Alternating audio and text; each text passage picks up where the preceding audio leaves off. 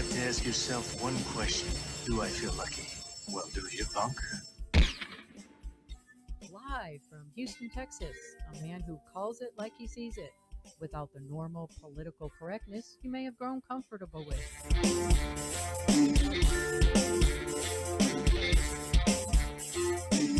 It's time for the Texas Perspective on current news and events. This show is not for the faint of heart or easily offended.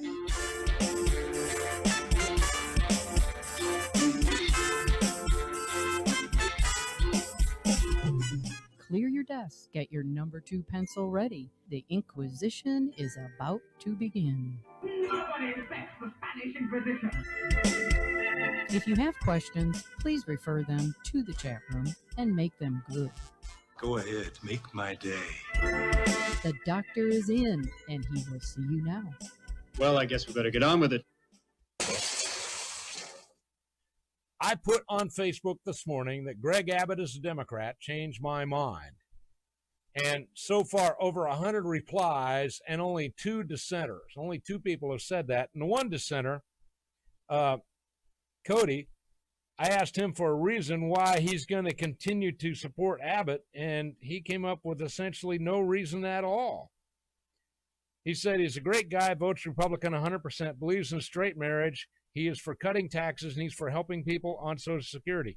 Well, he may be for those things, at least verbally, but what has he done? He has done nothing. He's done nothing on any of those things. So let me remind you what it means to be a Republican, okay? If you're a Republican, you believe that abortion is the killing of a child.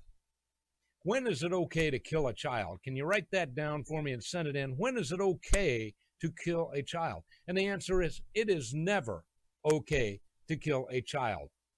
To save the life of the mother? Oh, I've heard that excuse a million times, but the truth is, I have heard too many mothers that said, doctor, if you can't save us both, save my baby. And so that's the way they look at it. They want their babies saved. You know why? Because they're real mothers. Where does this go all the way back to? Solomon in the Bible. You had 2 women. One of them had accidentally rolled over on her newborn baby in the middle of the night and suffocated that baby. So she immediately went and got the baby from the other girl who was sleeping there, swapped the babies. And the next morning, the woman woke up and her baby was dead. But she said, I don't think this is my baby. I kind of know my baby. I don't think this is my baby. It doesn't look right, doesn't smell right. But the other woman insisted, no, this is my baby. And so the case went to the Supreme Court, which in this case was the king, Solomon. And Solomon got up there and said, well, now, I know how to solve this problem. We'll cut the baby in 2 and each of you gets half. Done. And at that point, the one woman said, yeah, that'll be great, thank you. And the other woman said, oh my God, let her have it.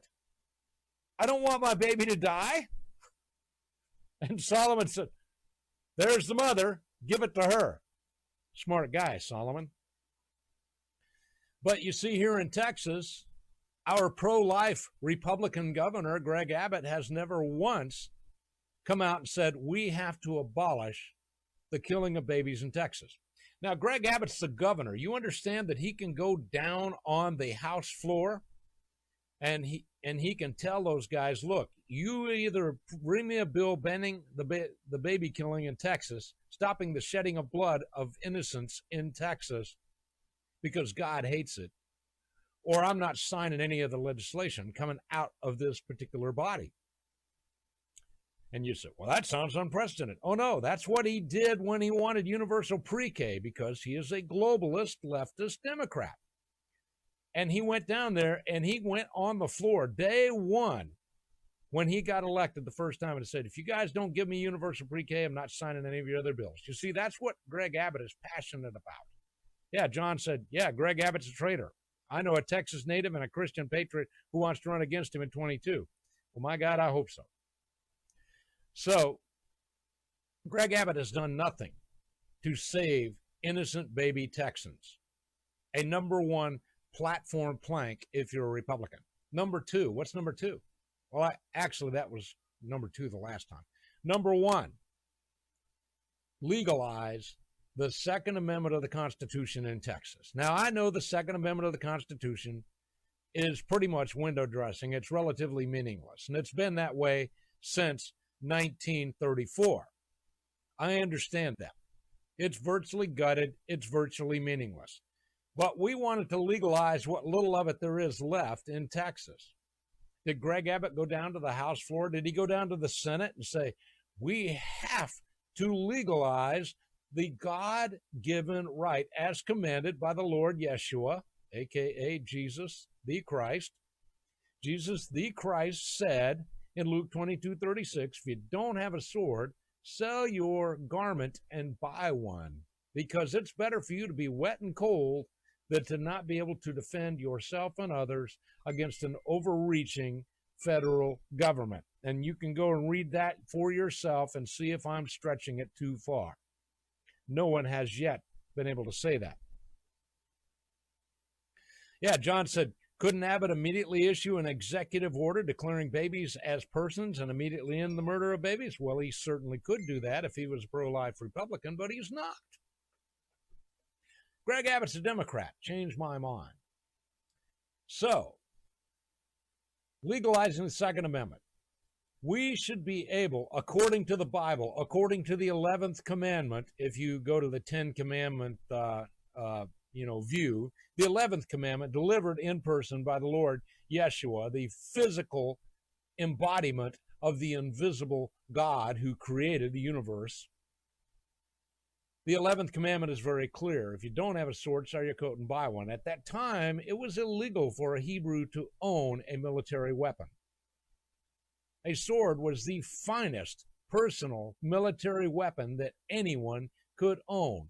By today's standards, a sword would be a squad automatic weapon, an M60 machine gun, fully automatic, maybe a Browning machine gun, shooting a .45 caliber bullet, maybe that. But that would be the equivalent. It's a military weapon. It was the finest military weapon available, and the Lord Jesus Christ ordered us that if we didn't own one, we should sell something and buy one if we couldn't afford it.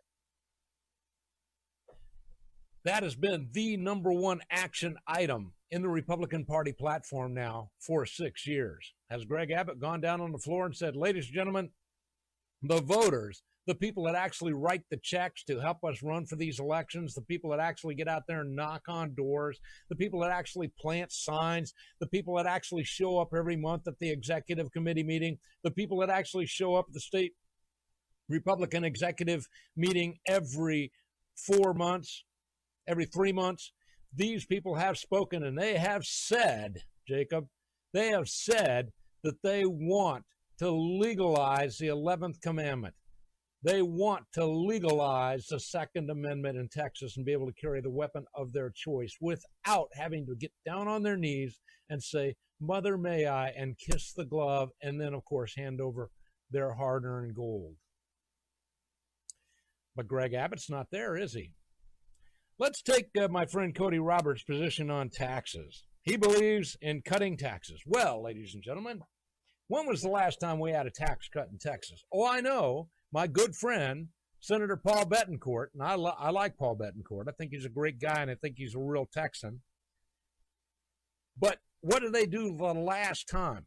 The time before that, the 2 times before that, they failed to do anything to lower taxes. Because while they might say they're going to lower the tax by a percentage point, they never have done that. What did he do? They came back this last time, and this is what they were crowing about, my friends. This last time, they said, we promise you Texans, you taxpayers, we promise you, we are going to raise your taxes every year from now until Jesus comes back, or you can't afford to pay them anymore. That's what they promised to do. Now, is that Greg Abbott coming down there and saying, I'm going to lower your taxes? No. And once again, some of you are questioning that because you haven't been paying attention, so let me flesh it out for you. They passed a law that says they can only raise your property taxes 3% per year. And if they raise it more than that, oh yeah, they can still raise it more than that, then it has to go to a vote. But they can raise it 3% every year from now until you die. or Jesus comes back, whichever comes first. And there isn't a damn thing you can do about it. Now, is that a Republican position? Is it a Republican position that we accept that the property tax, a communist idea hatched in feudalism, is it acceptable that we allow this to happen, that we just assume that the government owns our land and that therefore we can do nothing about it? We just have to pay that tax if we want to live there?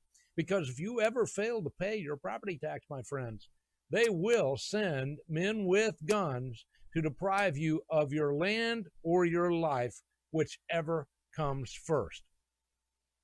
So, ladies and gentlemen, is Greg Abbott a Republican? Did he come down on the floor and say we have to eliminate property taxes? It is wrong. I don't know. Wayne says still a bit off. I need more information, Wayne. Hey, Rhonda Michelle Seth, one of my heroes. Rhonda Michelle Seth is not just a great nurse who's out there saving lives at great risk to her own life, but she ran against Dennis Bonin, our former Speaker of the House, who, thank God, will not be the Speaker of the House anymore. We love Rhonda Seth here. Greg Abbott is a Democrat. Change my mind. Borders. We have had unmitigated floods of people across our southern border for decades. Mr. Perry didn't do anything about it. And Greg Abbott hasn't done anything about it either. Oh, Mr. Perry, he bought those PT boats, 2 of them. He put them out there, and they'd run those things up and down the Rio Grande once a month. But they didn't do anything with it. They didn't do anything to stop the illegal flow. And the last time that I got to speak face-to-face, person-to-person with Greg Abbott in public, I asked him why he wasn't taking any meaningful steps to solve illegal immigration in Texas. Randy says sound is scratchy. I don't know. I'll turn it down a little bit because we don't want it to be scratchy. I don't know how good your sound system is, whatever you're listening to also. But we care. We want you to get good sound. Frank, I assume it sounds good on your end, so please let me know. I've got a $300 microphone here, folks. I want it to sound good, all right? I got a $300 microphone going into a $500 sound mixing board. So, Greg Abbott is a Democrat. Changed my mind. What I wanted Greg Abbott to do, since we spend, it is documented, since we spend $12 billion a year out of our Texas budget to service illegal aliens, people that do not belong here, people that should not be in the country. Since we spend $12 billion a year taking care of all those illegal aliens, and since the entire price of the wall on the southern border, coast to coast, even including California, was only $5.7 billion, it was my position that if Greg Abbott was a real Republican, he'd say, you know what, we're going to save Texans. We're going to build the wall ourselves, and then we'll send a bill to the federal government. But we're going to start banking it right away. We're going to start saving money right away by not having an excess amount of illegal aliens up here raping and pillaging and killing our people. All right, Frank said sound is good for him. All right, now I just got to worry about the guys on Facebook. So we could have built that wall and we could have banked the balance. But did Greg Abbott do that? Did he ever go down to the floor of the House or the Senate and say, we've got to build that wall? No, he never did. He never did. Here's what he did. He told me to my face, well, we're spending 0.5% of our budget on border protection. The rest of it's up to the federal government. Now, ladies and gentlemen, I can pull out your checkbook and I can look at your expenditures, and whatever you spent 0.5% on, I know is something that you don't really care about. It's something that's maybe nice to have. I mean, maybe you spent that on breath fresheners, you know? But if I look at your food budget's, 100 times that. If I look at your gasoline budget, it's 10 times that. If I look at your rent budget, it's 1,000 times that. Yes, Rhonda, such incomprehensible steps taken by our government, which I'm going to get to. Greg Abbott is Democrat. Changed my mind. He didn't do anything on the border. He didn't do anything to solve the property tax problem. He didn't restore land to Texas. He didn't do anything to stop the killing of baby Texans.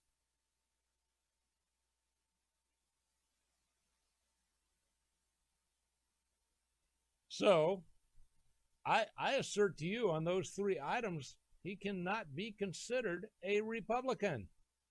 He just can't be. I wish he could, but he can't. He has utterly failed the Texas people on those three items. Now, can we go to the cenotaph? Right now, This is Texas Freedom Force has people there guarding the cenotaph. Why? Because they have blocked off all of the streets all the way around the Alamo. Well, yes, and Abbott's right. It is the Fed's job to protect our southern border, but if your house is on fire,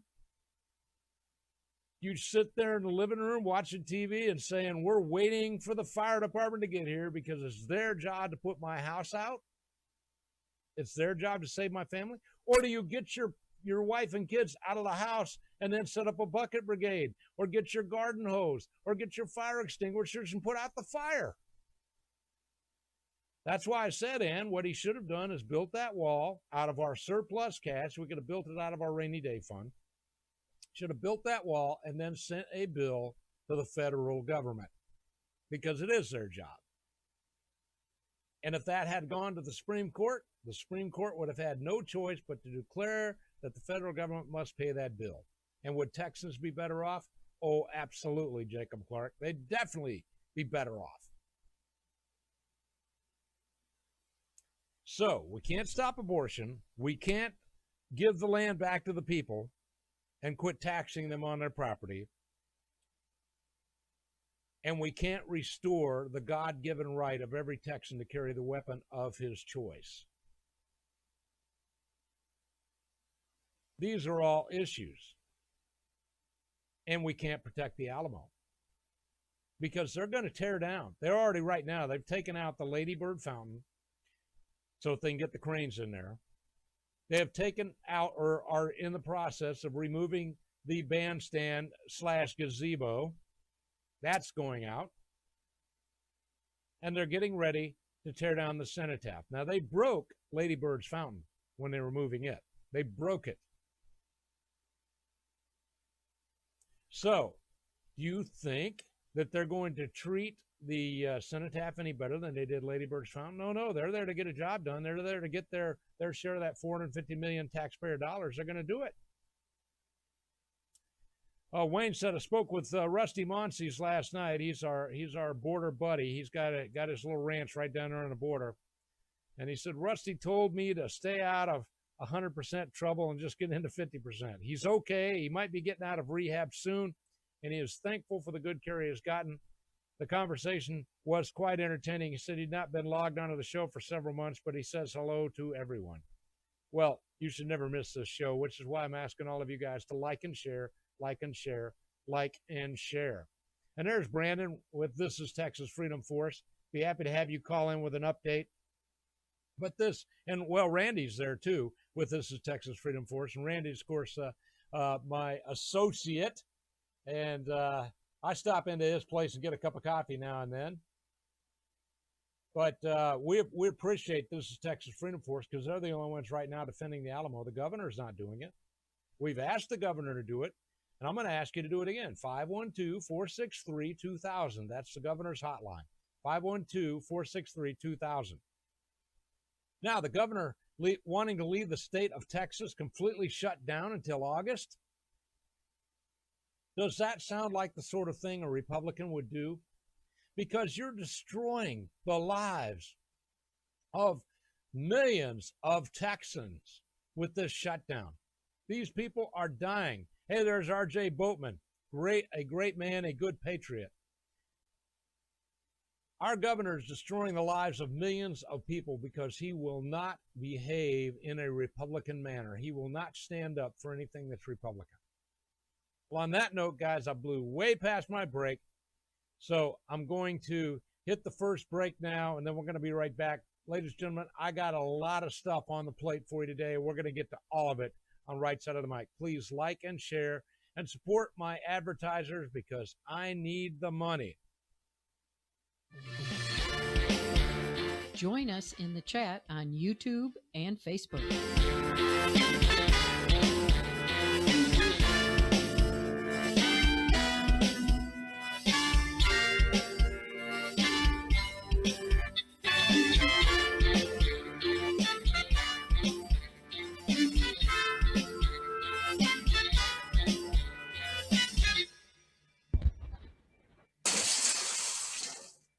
I'm Joe Dana.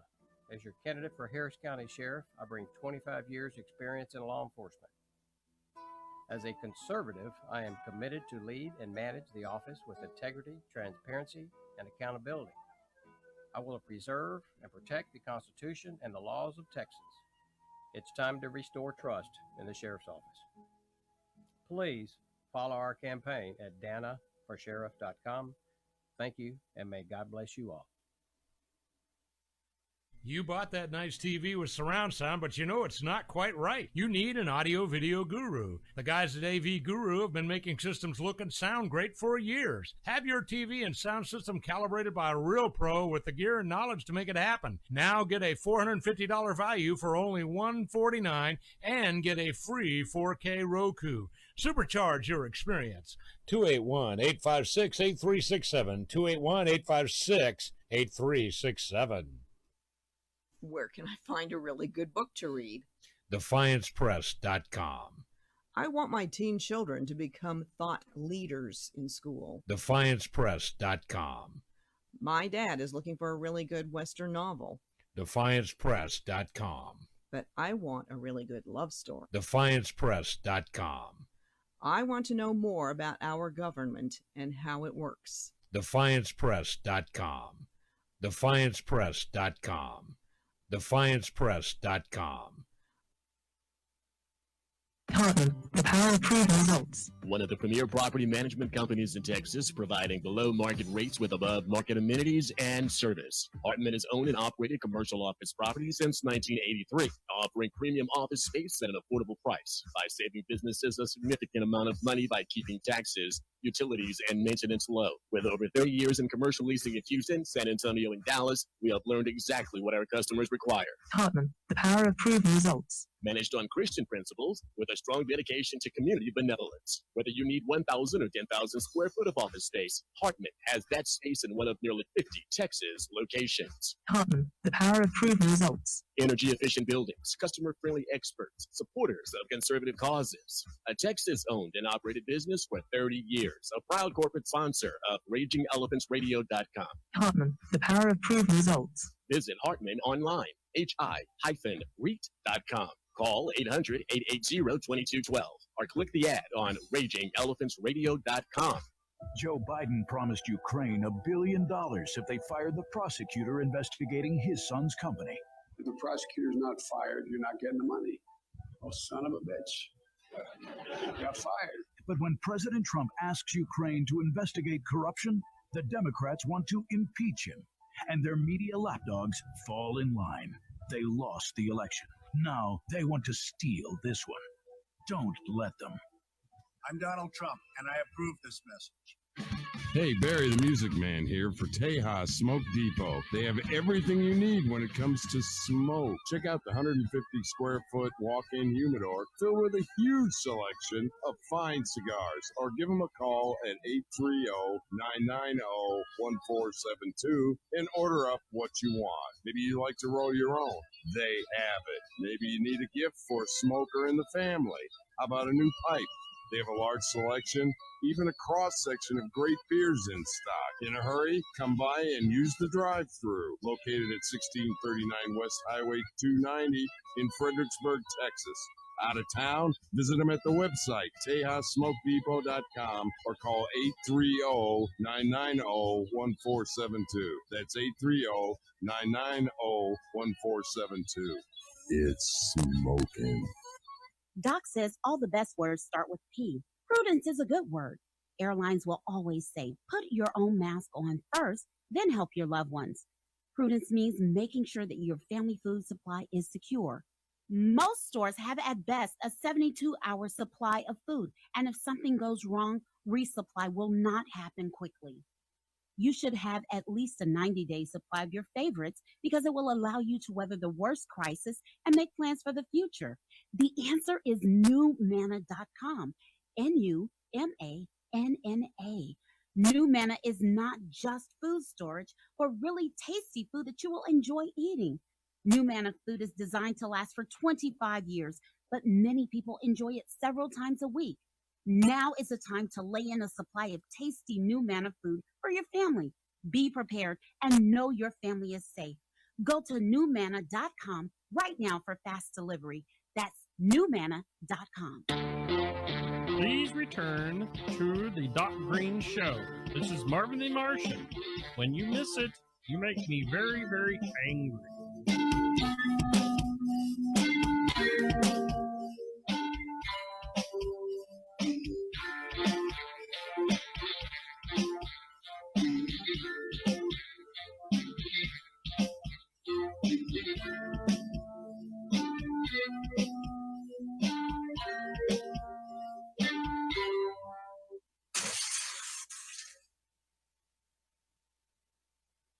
I hate it when I come back in here and I got dead air. But anyway, we're back up. Welcome to the show, guys. I think we've kind of got everything fixed now. It's at least it's looking like we may have everything fixed. Julie Stearns pointed out that the dairy farmers are now having to dump their milk out in the field because the milk plants won't come to pick it up, yet there's a shortage of milk in the stores. That's an issue. John said, I can't get too upset about the fountain dedicated to the wife of that traitor LBJ who had a hand in the JFK assassination and the unconstitutional war in Vietnam. And, of course, that wasn't really a war. They called it a conflict, I think, was what they called it. So we can't, well, I agree, but it's still part of Texas history. And if they did that to Lady Bird's Fountain, what are they going to do to the cenotaph? And for those of you that have never been there, look it up on the internet. It is a fabulously beautiful, almost 80-foot high statue. A tomb, if you will. It's called, cenotaph literally means the empty tomb. And it's dedicated to the defenders of the Alamo, because what did we find there, the defenders of the Alamo? Well, Santa Anna, even though he's allegedly a Catholic, did not give these defenders a Christian burial. He burned them in a pile, a funeral pile. That's what he did. He burned them. Well, they found the ashes, and where they found those ashes, that is where they built the cenotaph. So it's right where it should be. But there's 450 million tax dollars at stake, guys. And so consequently, little Georgie P.P. Bush, that is the son of Jeb Bush, the failed presidential candidate, even though he outspent Donald Trump by more than 10 times. And he's the nephew of Bush 43, married to a Mexican national, is trying to destroy everything at the Alamo that would reference the 1836 battle. They want to just talk about the fact that it used to be an old Spanish Catholic mission. That's what they want to talk about. Oh, by the way, breaking news. My prayers have been answered, and some of you guys probably prayed too. British Prime Minister Boris Johnson has been discharged from St. Thomas Hospital. So they're still going to monitor him over the next few days, but he's in extremely good spirits and is doing well. So this is wonderful. He's out of ICU. So I've been praying for Boris Johnson. I'm sure you have. I believe there was a deliberate attempt to kill him, to assassinate him, because he is the one that got Brexit done, and the European Union is reeling now. The European Union is absolutely dependent upon two things. They're dependent upon Germany and they were dependent upon England. When England pulled out, they were left with one leg. Nobody else in the European Union could help.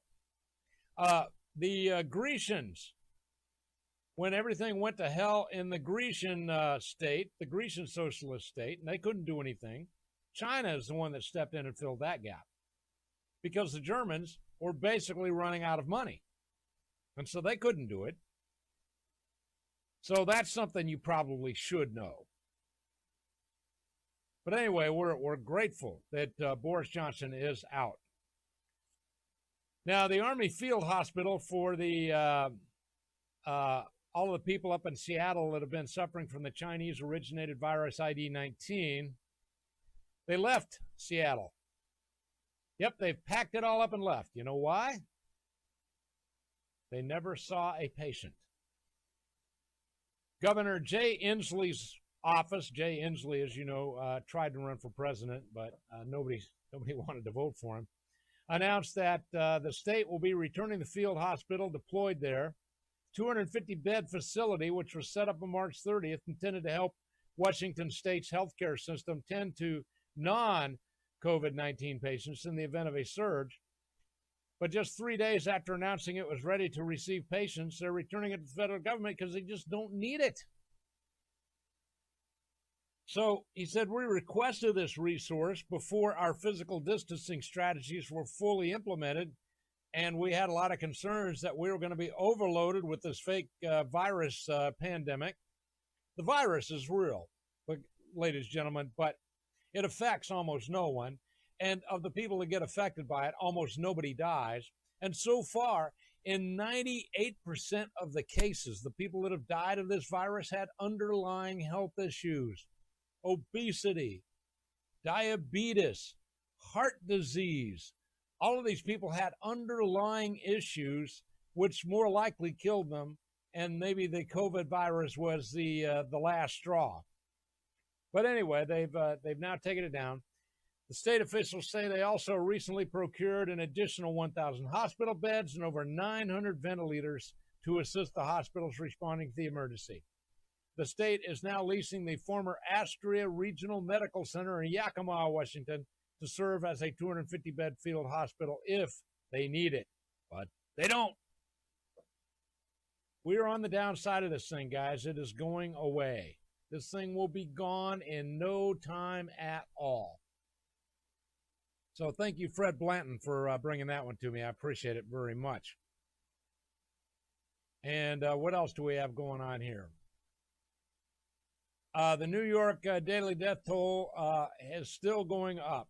They reached a new record of 799 people. But once again, most of these people, 98% of them are over the age of 55, and most of them have underlying health issues. But it's about to go in decline even in New York. But once again, I have to point out to you, look across the United States where they have the most cases. And all of the states that have the most cases are run by leftists. So you got Washington State, you got California, you got Florida, you got Georgia.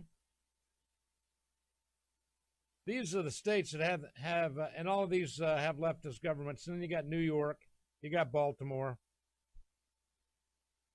So guys, seriously, if your state is led by leftists, this is where the real problem is. Once again, I'm looking at the chart, however, on the CDC website, COVID-19 cases in the United States by date of illness onset. And according to this chart from the CDC, cdc.gov, as of 4/7, they had 18 cases, and on 4/8, which is yesterday, no new cases were reported. This thing fell off the cliff on 3/31, huge drop. The difference between April the 1st and 330. 600 case drop in that short period of time. That's the daily report. So, once again, it's a big nothing. Why are we shutting down everything? You have any idea how much harm this is doing to the small businessman? Let me tell you what it does. Me as a musician with a working band. There are 9 people in my band on the regular basis, and we have a couple of others we add for some of the big jobs. 9 people were depending upon gigs that we're going to play over the last 30 days. Both of those gigs have been canceled. That means nobody in my band got paid. So that's part of the issue. The nightclub where we frequently play, the 510 Bar, as it's known, because it's at 510 South Mason Road, they had 10 employees that work there. All of them now out of work. They got no money to pay these guys, and they got no work for them. This is what is killing us. And all the little mom and pop stores that are out there, and there are a lot of them, but they're all out of business now. What's open? Well, Walmart, yeah, they're open. Home Desperate, yeah, it's open. Kroger, it's open. H-E-B, it's open. Though a friend of mine said I went to H-E-B the other day and I couldn't help as I was walking through the shelf. This Old Country and Western Star kept coming to my mind. Slim pickings. So it's killing us. It's killing us financially. Now, I do believe that when we can lift this thing, it's going to snap back like elastic. It's going to be the fastest return to economic prosperity in the history of America. It won't be like that fake thing that Obama had when they were talking about the recovery, because during Obama, we were in a recession his entire 8 years. Never recovered, in spite of the lies you may have heard. But we never recovered from it. Well, with Donald Trump, we're going to recover, and we'll recover quickly, mostly because his stimulus plan is going to put checks in the hands of the actual people. Now, today is April the 9th. Most of you will have a check in your bank account by April the 15th. So, in other words, 5 days from now, there's going to be money in your bank account that wasn't there. And if you're a married couple, it's going to be $2,400 in your bank account. And what are you going to do? Most of you are going to go out and spend that money immediately in one form or fashion. In my case, I'll pay the rent. Because it's about enough to pay the rent, and that's it. So the facilities here are somewhat expensive.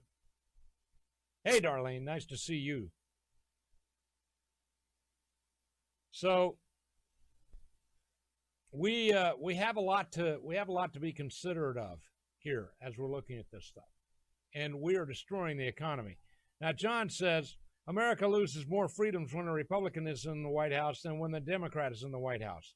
We lost 4 more liberties under Bush than we did under Bill Clinton. Well, John Sanders, you are kind of right, but you're wrong. Because we've only had 2 Republicans in the White House in my lifetime, Ronald Reagan and Donald Trump. I couldn't consider any of those other guys Republicans because they're just like Greg Abbott. They don't pay any attention to the Republican Party platform. They don't read the Constitution. Donald Trump has only done one thing wrong since he's been president, and that was the bump stock thing. That was wrong. But everything else he's done has been great. But John went on to say, we lost far more freedoms under Donald Trump than we did under Barack Obama. Well, John, you're blaming the wrong guy. Donald Trump is not a king. Donald Trump can do what Donald Trump does, but it's the Congress, which happens to be Democrat, that makes the rules, and we are still not run by a king. Donald Trump is not the king. We are run by nameless, faceless, anti-American, anti-Christ, anti-Trump bureaucrats. So, But he went on. He said, this is because Republican presidents, this is not because they're worse than Democrat presidents, it's because Republican presidents and Democrat presidents are all controlled by the same people. And when Republicans are in office, the real source of resistance, born-again Christians, patriots, and conservatives within the GOP become sheepish slaves of the Republican president and offer zero resistance. Well, John, you're right. You're right.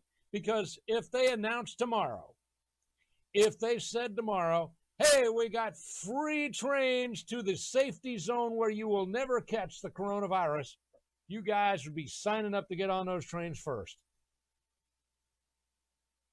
So, yeah, Chuck Baldwin is okay, but Chuck Baldwin's an anti-Trumper, and I don't really trust Chuck Baldwin. I used to. He was on this show. I used to think he was amazing. I just don't see that anymore, because Chuck Baldwin has blinders on and he can't see past certain things. Hey, there's Kilt Man has stepped in. He, like myself, believe that we should have our God-given rights to keep and bear arms, the weapon of our choice, restored completely without any reservation. And when I say that, I mean even convicted felons. If you get out of jail, you serve your term, I believe you ought to have your guns back. What about the mentally ill people? I don't worry about the mentally ill people getting guns, because when the civilians en masse are properly armed and trained, and a crazy guy or a bad guy gets a gun, he will be dispatched quickly. And that is based upon years, decades of research. The average number of people killed when a civilian intervenes is 2. The average number of people killed when the government is expected to solve the problem is 14. So, I know everybody wants to blame Donald Trump for the bump stock ban. Come on, guys. There's more to this life than that, and Donald Trump has become the greatest friend to the Second Amendment we have had ever since Abraham Lincoln. And I can back that point up. So anyway, hey, there's Chief Jones. Good to see you, sir. On that note, guys, I've got to pay some bills. Please support my advertisers. They don't get to run their ads on this show for free. They have to pay for the privilege, and they do that because they expect you to buy that product. So I'm counting on you guys to buy that product. We're going to be right back on Right Side of the Mic.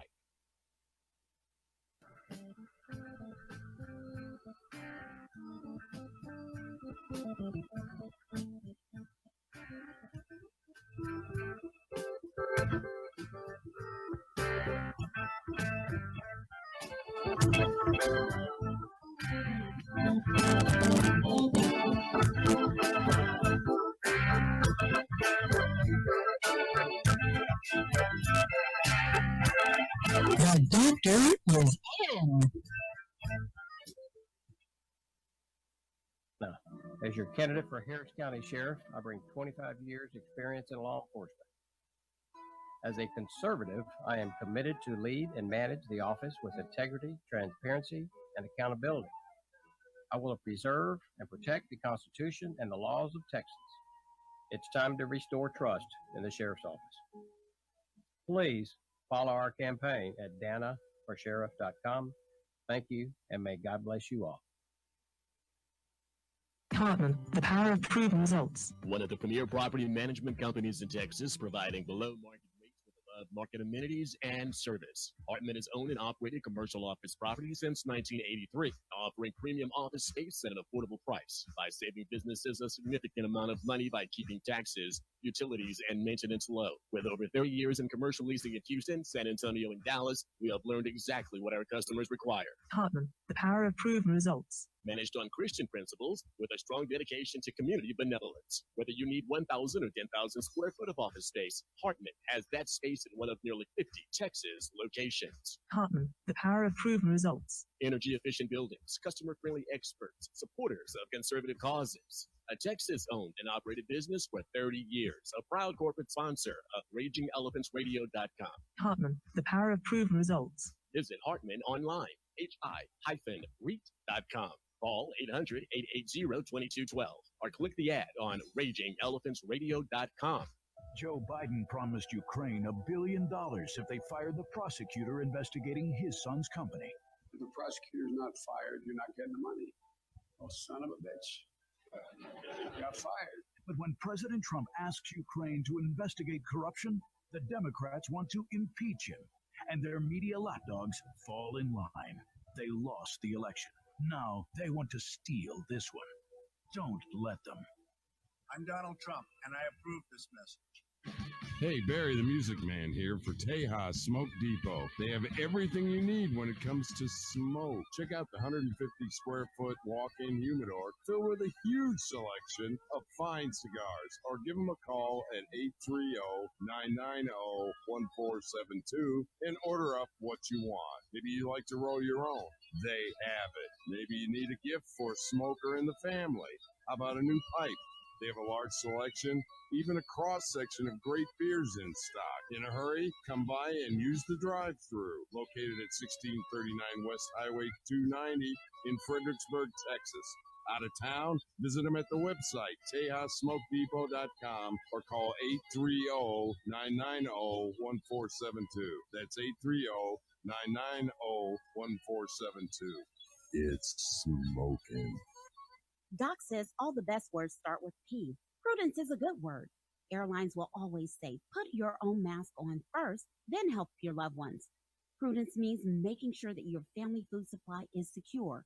Most stores have at best a 72-hour supply of food, and if something goes wrong, resupply will not happen quickly. You should have at least a 90-day supply of your favorites because it will allow you to weather the worst crisis and make plans for the future. The answer is NewManna.com. N-U-M-A-N-N-A. New Manna is not just food storage for really tasty food that you will enjoy eating. New Manna food is designed to last for 25 years, but many people enjoy it several times a week. Now is the time to lay in a supply of tasty New Manna food for your family. Be prepared and know your family is safe. Go to NewManna.com right now for fast delivery. That's NewManna.com. Like the sounds of cannons on the horizon, please return with me to the AmazingDocGreene Show, because I like things that go kaboom.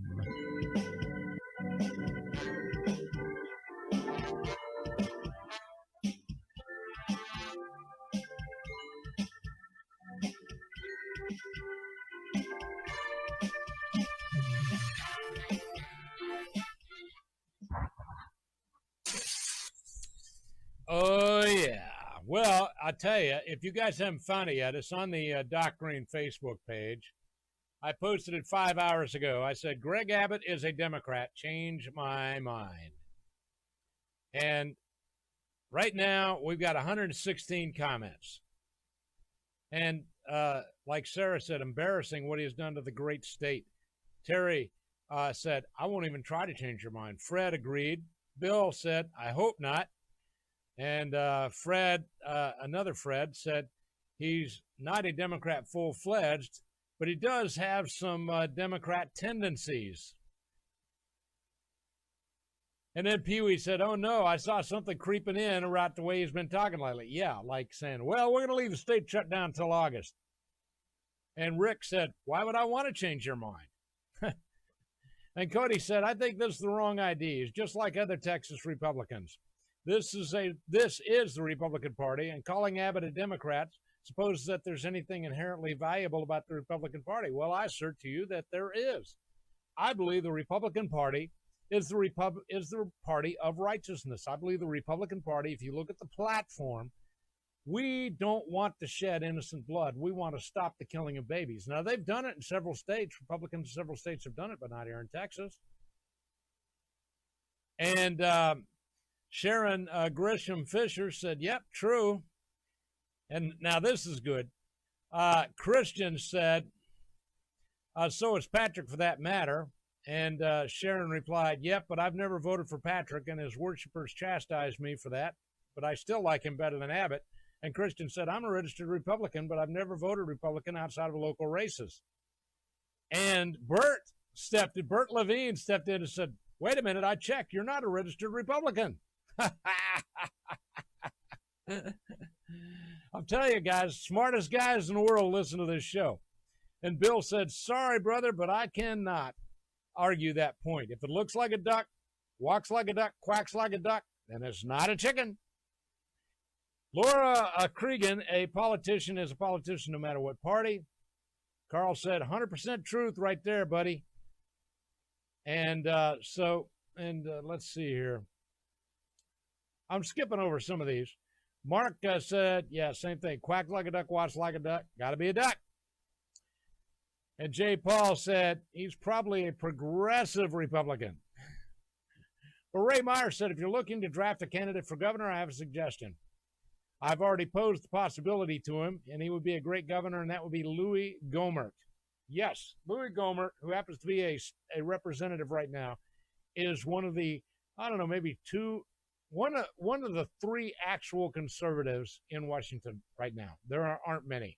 I mean, if you take all the people in the House and all the people in the Senate, we have almost no conservative representation in Washington. Louis Gohmert would be one of those guys. And Lisa said, who is Greg Abbott?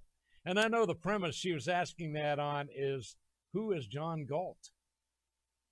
And if you guys don't know who that is, I'd recommend that you take the time, if you got Amazon or if you got Netflix, and watch Atlas Shrugged, all three movies. You can binge watch it in 6 hours. Take Saturday and binge watch it. So, and then you'll know a few things you probably don't know now. Bruce said, maybe in the sense of what a Democrat was 20 years ago, but not what a Democrat is today. They're nothing but communists. But once again, see, I'd have to ask you that. Is Governor Abbott, is he out there saying, no, we got to save these small businessmen and women. We got to save these jobs. We got to restore Texas because we have practically no one getting sick here in Texas, except for in a couple of Democrat-run cities? No, he's not saying that.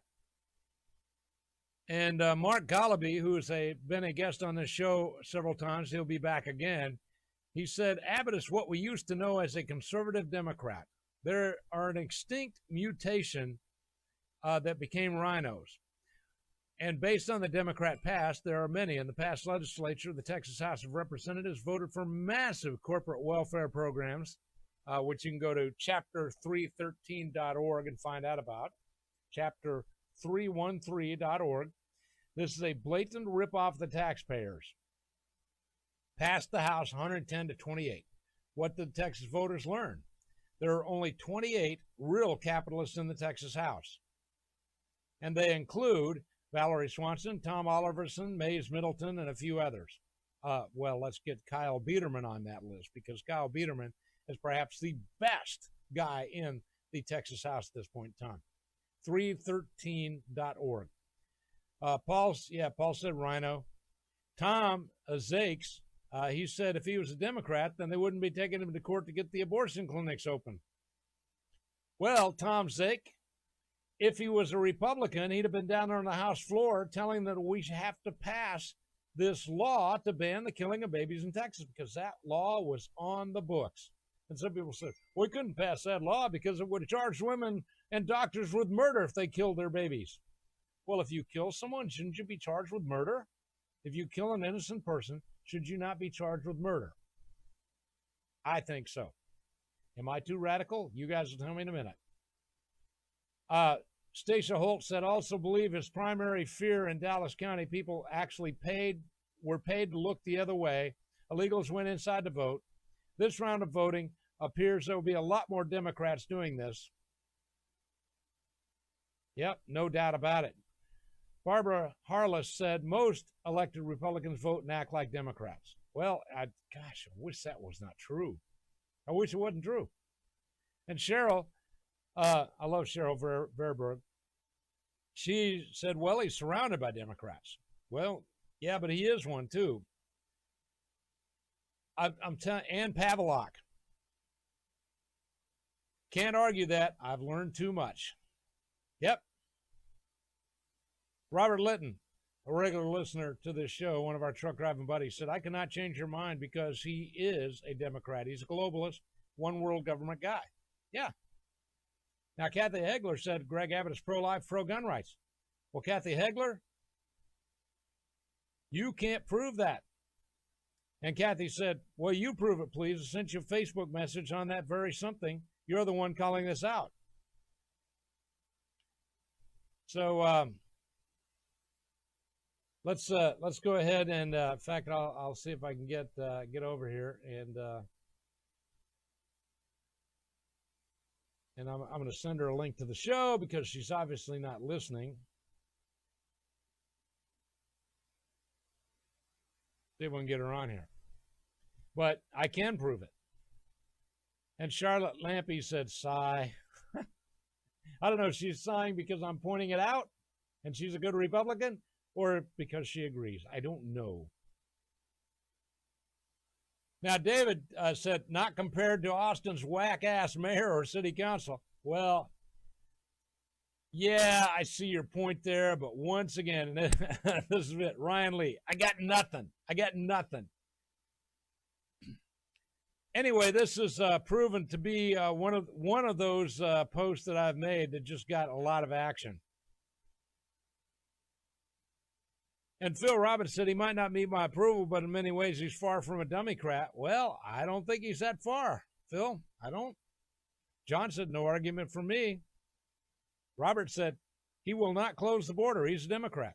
Linda Davis Hughes says, you are wrong. And I'm going to ask her to prove me wrong. Because I've already given you enough proof.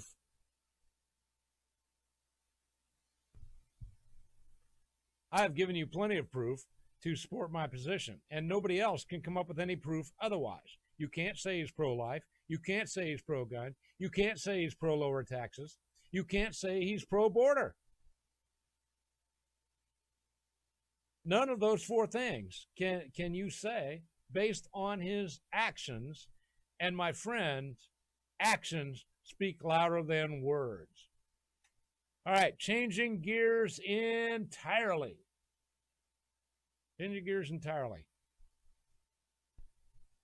Waiting for my lightning fast computer to catch up here.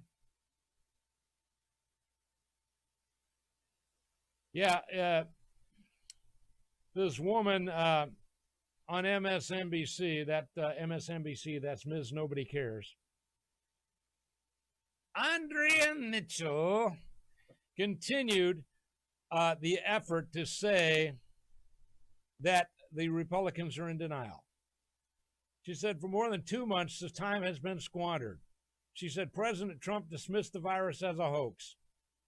Well, I gave you the timeline on that yesterday. We know that's a lie. But remember, this is on Ms. Nobody Cares, so the truth does not matter. Donald Trump was very, very quick to get in there and solve this problem, faster than anyone ever thought anybody could deal with this thing. So she is lying. The media is lying. And if you listen to the media, you're going to continue to be deceived because this is what they do. Meanwhile, Senate Democrats had decided to block any more relief for small businesses because they want more cash for their priorities. McConnell is pushing to add an additional $250 billion in the Paycheck Protection Program for small businesses. I like it and I don't like it. But what that's supposed to do is go to small business owners and give them money so they can continue to pay their employees to do nothing until we can go back to work. You're going to pay one way or the other. If you fire them all, they go on unemployment, and then they get an infinitesimally small amount of money. But either way, they're going to be on the government dole, and they won't be spending much money because they won't have much money to spend, and a lot of them are going to lose their houses because they can't pay their rent. So I advocate for this. I'm not sure giving it to the businesses is the best thing to do. I do like the idea of putting it right in the individual's bank account. But they need unanimous consent on the Senate floor to get this done because there's few senators around the Democrats stepping in saying, no, no, no, what we want is a much bigger program, an additional $250 billion to go to leftist state governments, leftist locality governments, like maybe our fudge packing Peter Puffin butt pal mayor. Yeah, we want to give them more money. The Democrats just want a much bigger program. Now, the one thing about this crisis that is totally clarified right now is how petty and despicable these Democrats really are. And some people are saying, yeah, we're driving the U.S. economy off the cliff. Well, we kind of are. We kind of are. But we're also bankrupting the Federal Reserve Bank, and that is the plan, and that's what we have to do. We've got to get rid of the Fed. And we're going to see this happen. Now, oil prices.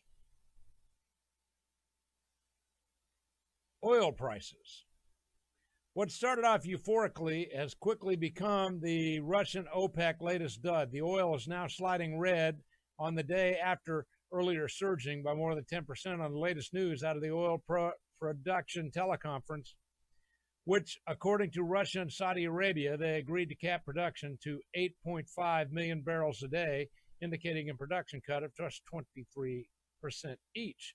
And this will go on for 2 months. This will help to raise oil prices. Iran's oil minister explained the total cut. I thought they were on the list where they couldn't sell oil. Anyway, total cut of $10 million barrels a day will include several non-Russian Saudi producers and will ease to 8 million barrels a day in July. And then after January 21, the cut will decline to 6 million. Now, the problem with this is here in Texas, where we're heavily reliant upon oil production and energy production in general, I love going to the gas station and paying $1.39 for a gallon of gas. I love that. It's kind of nice. But I realize for every 10-cent reduction in the price of gas, there's been 10,000 jobs lost in the oil field, and that bothers me. So I'm hoping that we can restore this. But once again, I think here in America, we should absolutely flatly say, from now on, we will only use American oil. We will not buy oil from anyone else. That would solve the problem in my mind. Now, you guys can convince me as to why you think I'm wrong on that, but that's what I would like to see. I want to completely stop the usage of foreign oil. All right, Jeannie Harper. She's in there. She said, what proofs? Quickly, Jeannie Harper, because I already did it in the first hour. Number one, it has been the number one action item on the Republican Party platform for 6 years now, coming up on 8, to restore our God-given right to keep and bear arms, to legalize the Second Amendment in Texas. And our governor has done nothing to solve that problem. Because if you legalize Second Amendment in Texas, then that eliminates the licensing requirement, and then we would be like 19 other states, and we would completely solve that problem. But the governor's never there. He doesn't go down to the House floor and say, we've absolutely got to do this because the Republican voters have spoken, and they want their God-given right to keep and bear arms back. Number two, Jeannie Harper. Number two, Republicans allegedly are pro-life. We had a bill in the House to ban the killing of innocent babies in Texas. And our governor would not get down there and support that bill. He could have. He could have done what he did when it came to preschool, universal preschool. He could have gone down there in the House and said, I'm not going to let any of your legislation get signed unless you pass this bill to save baby Texans first. That's what he did on universal preschool. So obviously he cares more about universal preschool than he does about saving the kids. He would rather see babies in Texas dead than to get down there and support a bill to ban abortion. Okay, number three, property taxes. It is a communist idea, comes directly out of feudalism, that the government owns everything and you own nothing. We had a bill to completely eliminate property taxes in Texas to give the land back to the people. Because the land should belong to the people. The land is never the government's. And if you're going to tax property, you are engaging in a communist proposition. We had a chance to eliminate that. Greg Abbott was nowhere to be found. And then finally, on the border. $12 billion a year out of our budget goes to supporting illegal aliens here in Texas. $12 billion a year. The Dilley, Texas facility alone sucks up a huge amount of Texans' money. And Greg Abbott could have built that wall. He could have taken our rainy day fund. He could have built that wall from coast to coast, the entire wall, not just Texas, but the entire wall, for less than half of what we spend every year on illegal aliens.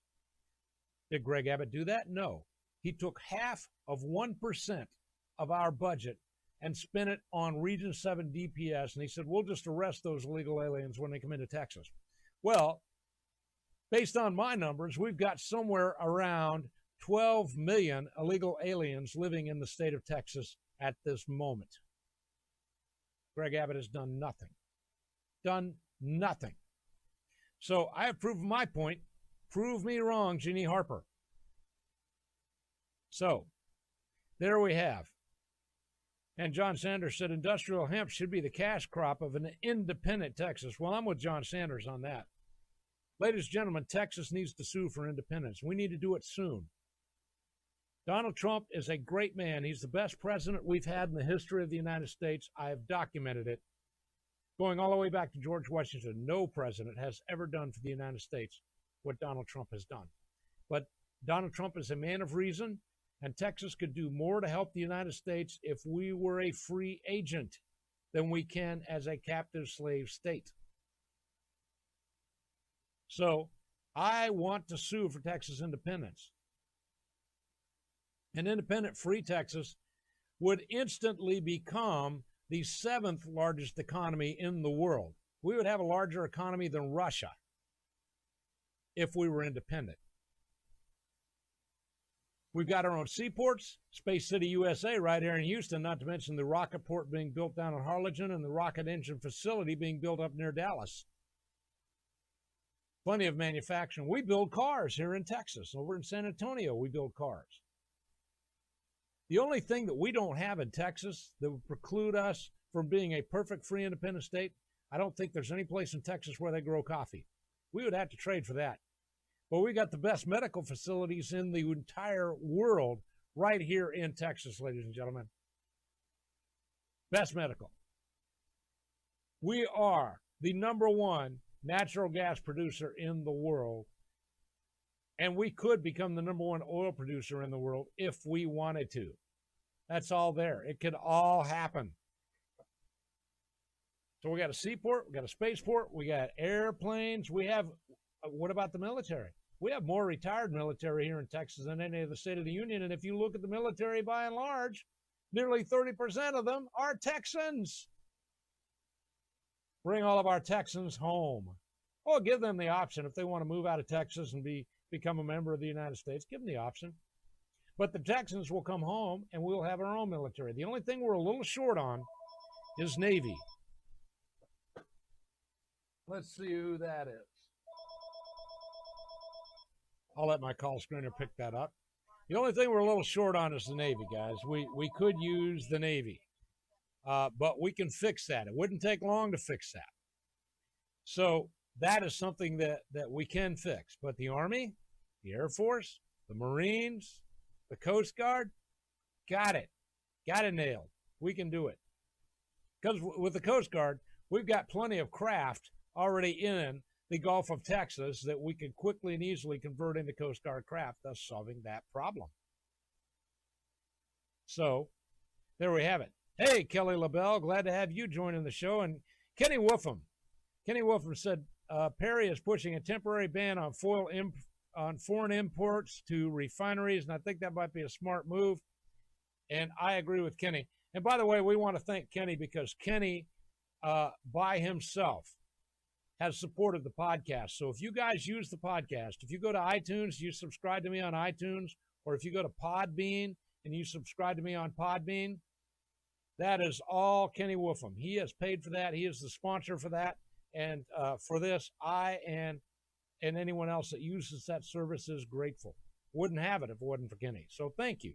I appreciate it. Because when the bill came due this year, I didn't have the money to re-up.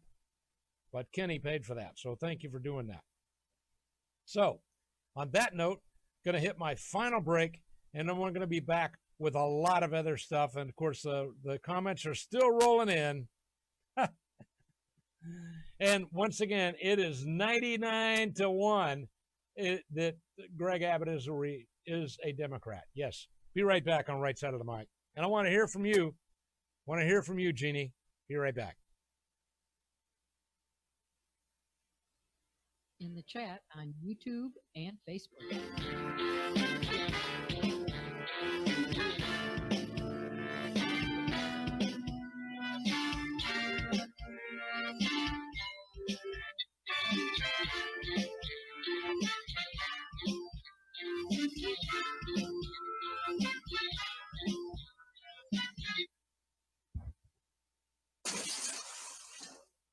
I'm Joe Dana. As your candidate for Harris County Sheriff, I bring 25 years experience in law enforcement. As a conservative, I am committed to lead and manage the office with integrity, transparency, and accountability. I will preserve and protect the Constitution and the laws of Texas. It's time to restore trust in the Sheriff's Office. Please follow our campaign at danaforsheriff.com. Thank you, and may God bless you all. Hartman, the power of proven results. One of the premier property management companies in Texas, providing below-market rates with above-market amenities and service. Hartman has owned and operated commercial office properties since 1983, offering premium office space at an affordable price by saving businesses a significant amount of money by keeping taxes, utilities, and maintenance low. With over 30 years in commercial leasing in Houston, San Antonio, and Dallas, we have learned exactly what our customers require. Hartman, the power of proven results. Managed on Christian principles with a strong dedication to community benevolence. Whether you need 1,000 or 10,000 square foot of office space, Hartman has that space in one of nearly 50 Texas locations. Hartman, the power of proven results. Energy-efficient buildings, customer-friendly experts, supporters of conservative causes. A Texas-owned and operated business for 30 years. A proud corporate sponsor of RagingElephantRadio.com. Hartman, the power of proven results. Visit Hartman online, hi-REIT.com. Call 800-880-2212 or click the ad on RagingElephantRadio.com. Joe Biden promised Ukraine $1 billion if they fired the prosecutor investigating his son's company. If the prosecutor's not fired, you're not getting the money. Oh, son of a bitch. Got fired. But when President Trump asks Ukraine to investigate corruption, the Democrats want to impeach him, and their media lapdogs fall in line. They lost the election. Now they want to steal this one. Don't let them. I'm Donald Trump, and I approve this message. Hey, Barry the Music Man here for Tejas Smoke Depot. They have everything you need when it comes to smoke. Check out the 150 square foot walk-in humidor filled with a huge selection of fine cigars. Or give them a call at 830-990-1472 and order up what you want. Maybe you like to roll your own. They have it. Maybe you need a gift for a smoker in the family. How about a new pipe? They have a large selection, even a cross-section of great beers in stock. In a hurry, come by and use the drive-thru, located at 1639 West Highway 290 in Fredericksburg, Texas. Out of town? Visit them at the website, TejasSmokeDepot.com, or call 830-990-1472. That's 830-990-1472. It's smoking. Doc says all the best words start with P. Prudence is a good word. Airlines will always say, put your own mask on first, then help your loved ones. Prudence means making sure that your family food supply is secure. Most stores have at best a 72-hour supply of food, and if something goes wrong, resupply will not happen quickly. You should have at least a 90-day supply of your favorites because it will allow you to weather the worst crisis and make plans for the future. The answer is NewManna.com. N-U-M-A-N-N-A. New Manna is not just food storage, but really tasty food that you will enjoy eating. New Manna food is designed to last for 25 years, but many people enjoy it several times a week. Now is the time to lay in a supply of tasty New Manna food for your family. Be prepared and know your family is safe. Go to newmanna.com right now for fast delivery. That's newmana.com. Like the sounds of cannons on the horizon, please return with me to the AmazingDocGreene Show, because I like things that go kaboom.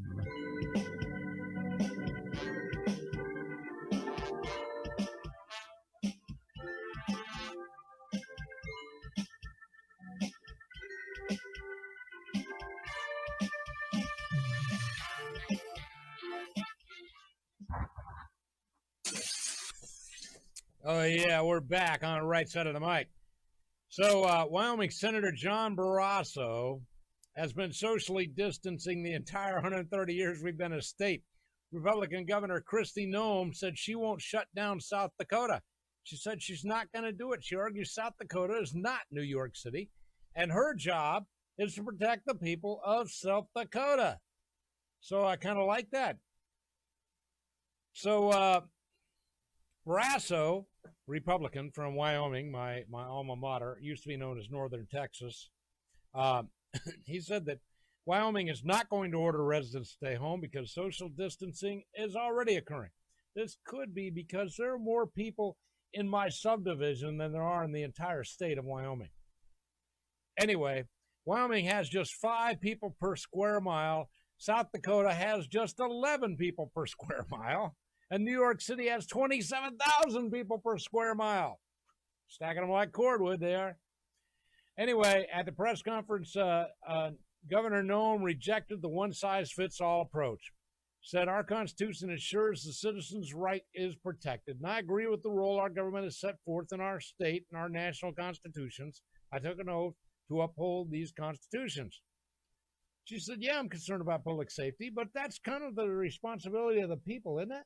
Not my job.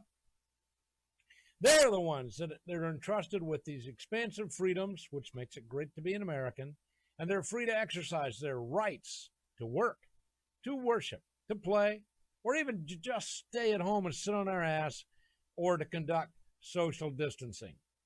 Noem noted that priorities in the city aren't the same on the plains. The calls for a one-size-fits-all do not work. It's a herd mentality, and that's not leadership.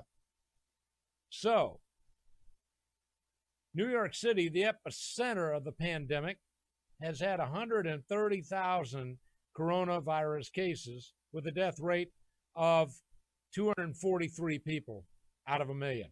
So out of every million, 243 people die. That's a really stupid low number, even in New York. South Dakota has only had 288 cases total, and only 5 people have died, and once again, not all from the virus, mostly from underlying health causes.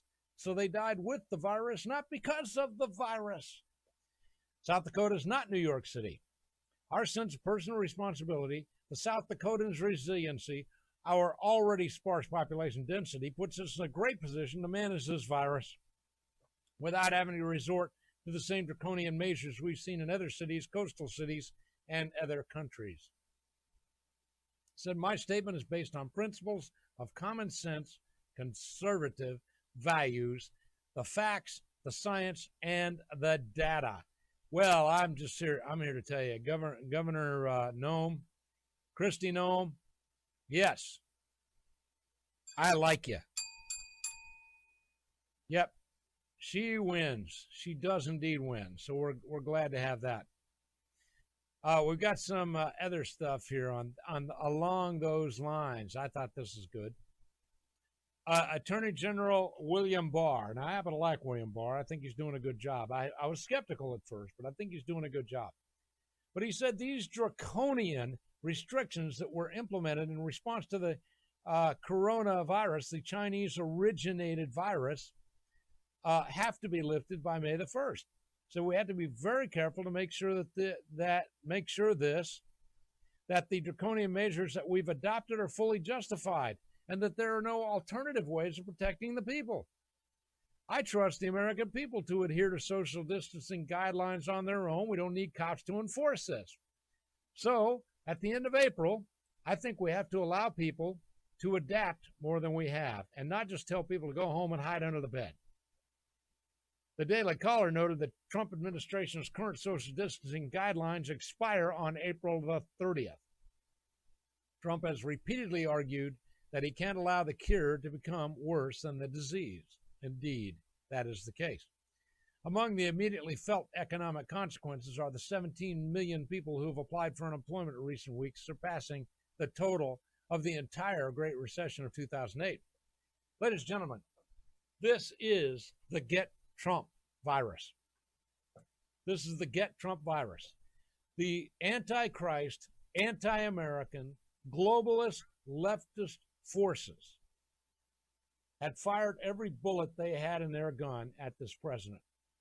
They tried to convince you he was a Russian spy. Didn't work. They tried to impeach him for being a Russian spy. Didn't work. This is what they have left, the last bullet in their gun, because Donald Trump had turned the entire economy around. When Harrison J. Bonnell said, "What's he got? Some got a magic wand?" Well, turns out he did, didn't he? And he got up there and he tapped that magic wand, and bammo, the American economy took off like a shot. So Donald Trump was doing miracles. This is the last chance, because the Democrats were looking. He said, first of all, we as Democrats, we don't have anybody in this field that's not a complete bozo and idiot. Who can we run? Anybody can look at these guys and see they're not fit to run anything. You couldn't put them in charge of a shoe store or a coffee shop. They're that stupid, that inept. What are we going to do? We've got to get Trump out of there. We couldn't impeach him. We can't beat him at the ballot box, especially with the economy doing as well as it is. I know.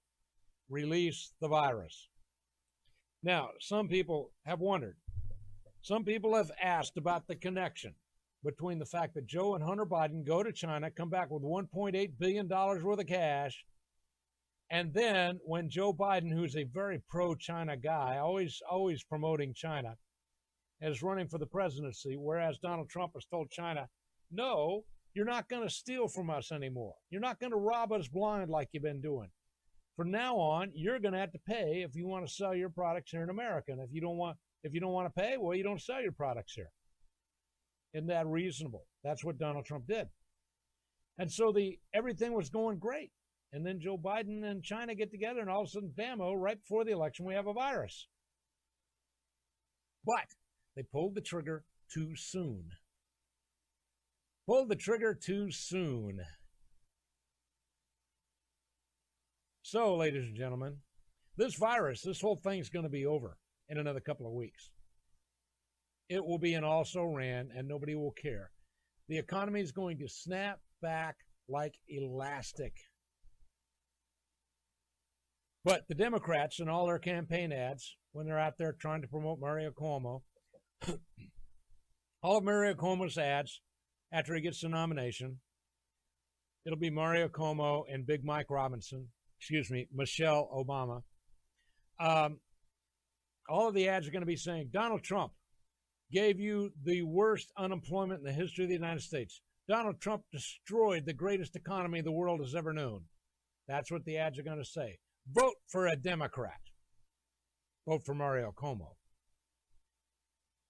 That's how the ads are going to go. That's why they did this. But the problem is, by the time we get to November, I expect the economy to be roaring, because putting the cash right into the hands of the people the way that Donald Trump is doing, it's going to be an instantaneous injection of vitamin B to this economy. It's going to turn things around in a way you have never seen before. And ladies and gentlemen, I am totally excited about what we're going to see. So let's see. I didn't check in here. And Damon, Chief Jones said, I lost my connection, but I'm back. And Ann Carpenter said, I'm seeing April 12th as a protest day at city halls or county seats. No sponsor, but using the communist fist. That's all the information. Just end this. Well, we do need to just end this. We need to just end this. And we're going to do it. We are going to do it. It's nice to see Ann. I've seen her a couple of times this week. Hadn't seen her in a good long while, but Ann has been a longtime patriot and activist. And I think we can both agree on this. Hashtag abolish public school. So this is good information, and we want to do this. The economy is going to be going great. Now, meanwhile, we got a bunch of fake cops out there stopping people. Weld County Sheriff Steve Reams shakes his head in confusion. He said, somewhere out in this county, there's a guy with flashing lights on his Dodge Charger, and he's been stopping people and warning them that they're violating the coronavirus-related travel restrictions. He said, but whoever's stopping these cars doesn't work for me, and I don't know who he is. The police impersonator himself is the one that's breaking the law, and he's putting himself at extreme risk. Well, I believe that's probably so. This is in Greeley, Colorado. You know, there are still, in Colorado, there's still a lot of guys up there that are good Americans that still own guns. He said, for the life of me, I can't understand why anybody would want to do this. I don't think there's a law enforcement agency in the state that has time to do this kind of stuff. But authorities have reported that a number of police impersonators are making coronavirus-related stops in California and in Georgia and in other states. There are always some people, almost always men, who like to pretend that they're cops. And the virus outbreak seems to have emboldened an unusual number of them, particularly in northern Colorado. In Weld County, the suspect is described as a fat white guy, medium height, light-colored hair, and he stopped multiple vehicles across rural areas in the county, an area that's twice as large as Delaware.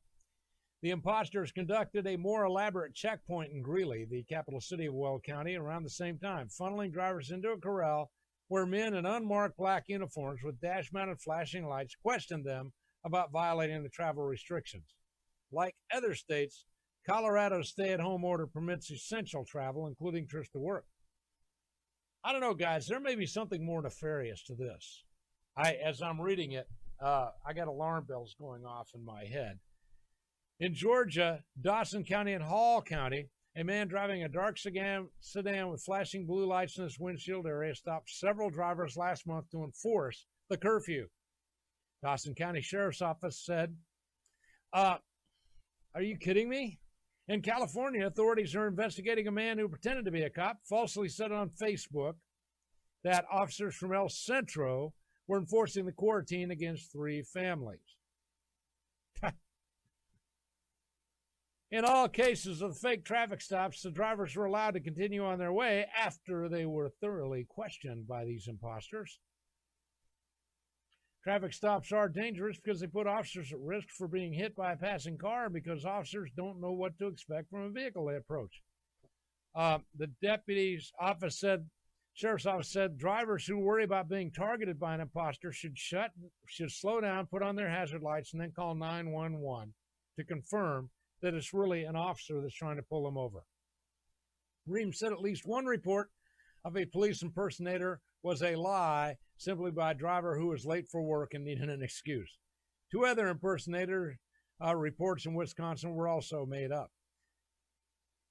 So, psychologist Mac Wachtel said that police impersonators hassling people about travel restrictions are sort of similar to people who post social media shaming photos of strangers violating the personal distance guidelines. Are you kidding me? Oh, you mean like those guys that are over there tearing down the Alamo right now? Yeah, they are violating the social distancing thing for a fact. We got it on video. You can prove it. And they're in violation of the governor's order because this is not essential. It's not infrastructure. You're destroying Texas history. You're not doing anything that's essential to Texas or Texans. But I digress.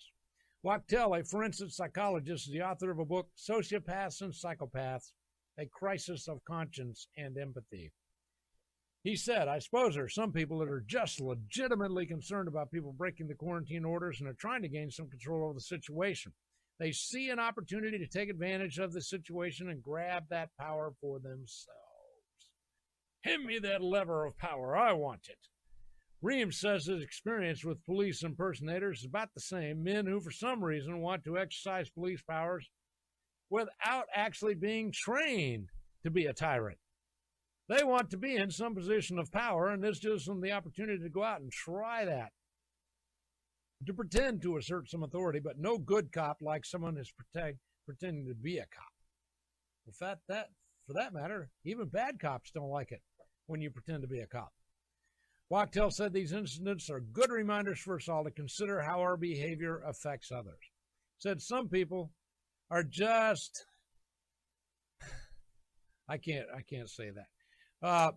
My advice to people who are doing something like this, ask yourself, is this something a law enforcement officer would do? I'm not giving you an exact quote of what he said.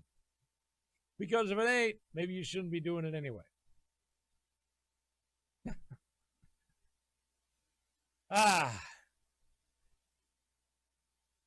Some good news for you, though. Anybody remember George Papadopoulos? George Papadopoulos, he is the poor guy, the mark that the Democommies picked to try to get Trump with. And Papadopoulos is reacting to a story by Catherine Herridge. Now, I've always thought Catherine Herridge, if she had some hair, would just be gorgeous. I mean, she'd be drop-dead gorgeous, don't you think, if she had some hair? But she's always looked a little butch to me, and I don't think that she's a lesbian. Anyway, Herridge reviewed the transcript of a conversation between Papadopoulos and a confidential source working for the FBI that took place less than 2 weeks before the 2016 presidential election. Papadopoulos repeatedly denied to the FBI source that the Trump campaign had anything to do with the hack of the Democrat National Committee's email system. Well, I have to point out to you, there was no hack of their email system. That was all a lie. It was all a smokescreen designed to protect Hillary. All of John Podesta's emails, remember John Podesta was Hillary's campaign manager, and in one of John Podesta's emails, he said that Hillary Clinton smells like urine and farts and cabbage. Somebody should tell her to take a bath. That's what Hillary's campaign manager said about Hillary. John Podesta, the pedophile. Anyway, the way that those files made it to WikiLeaks is because there was this little rich kid that was working for the Democrat Party, and he copied them all off to a thumb drive. This has been verified by 2 CIA analysts, one NSA and one CIA analyst, copied them onto a thumb drive, and then delivered them to an operative for WikiLeaks. That's where they came from. There was no hack. There never was a hack. It was all a smokescreen to protect Hillary, who, by the way, is protesting mightily now because it has now been ruled on twice that she must testify under oath, which means she's going to prison. Because if she testifies truthfully under oath, she's a traitor, she goes to prison. If she lies under oath, then she goes to prison. There's no way out for her. I guess she'd get a lesser sentence for lying than she would be for being a traitor, so she'll probably go ahead and lie, and they'll know it, and she'll go to prison for that. But anyway, back to the story here. The hacking claim is all false. CBS, that's Communist Broadcasting Service, noted that Papadopoulos was among the first Trump campaign associates that faced criminal charges relating to the special counsel investigation. Once again, there was no criminal act here. He was being framed. He was sentenced to 14 days in prison for lying to the FBI. But remember, the FBI is completely corrupt. There's nothing in there but liars and crooks all the way down to the street level. I don't think there's a trustworthy person in the FBI. Anyway, the Communist Broadcasting Service reports that the failure by government investigators to include key sections of the Papadopoulos transcripts and the warrants, including the denials the campaign was collaborating with Russia or outside groups like WikiLeaks to surveil, was listed among the 17 inaccuracies and omissions, lies, that were documented by Inspector General Michael Horowitz in his December report. In the interview, Papadopoulos said, "I know that for a fact. No one from the Trump campaign had anything to do with the alleged hack at the DNC, which we now know wasn't a hack at all. It was just this poor little rich kid that decided to turn over the goods because he was fed up with the pedophiles in the Democrat Party. It was more than he could stomach.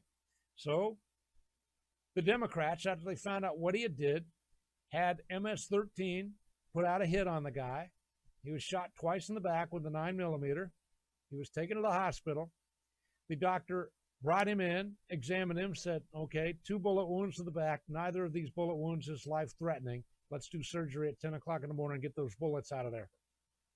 And then Muriel Bowser, the Democrat mayor, and Donna Brazile, the head of the Democrat National Committee that gave Hillary Clinton all of the answers to the questions for the debates, visited this little rich kid in the hospital. They were the last 2 people to see him alive, even though he was admitted with non-life-threatening injuries. Sorry to point that out. Anyway, the Gateway Pundit pointed out that Representative Devin Nunes, Republican California, said a year ago he was sending over criminal referrals regarding these people that actually lied to Congress. And Attorney General William Barr appointed John Durham to investigate the origins of the Harrison J. Bonnell administration's counterintelligence investigation into the Trump campaign, and it became a criminal inquiry. Ladies and gentlemen, there is going to be prosecution on this. There is going to be prosecution, and Hillary is going to get whacked. She is going to get whacked. Going back to my earlier story about the fake cops, Frank said, doesn't anyone ask for an ID? Well, most people are afraid of the cops, Frank. They're not like you and me. So, and if I got any question at all about whether or not I'm being pulled over legitimately, I don't stop. Somebody tried to stop me out on 610 once. That's the loop here in Houston. They tried to stop me out there. They had all the official-looking lights on the car, but it sure didn't look like a cop car to me. So they chased me for almost 15 miles, but I just called the sheriff's department and said, hey, there's some wacko with police lights on my butt here, and he won't leave me alone. I don't think he's a real cop. And I never stopped. Well, they never got anybody out there to find the guy, but the guy finally peeled off and left.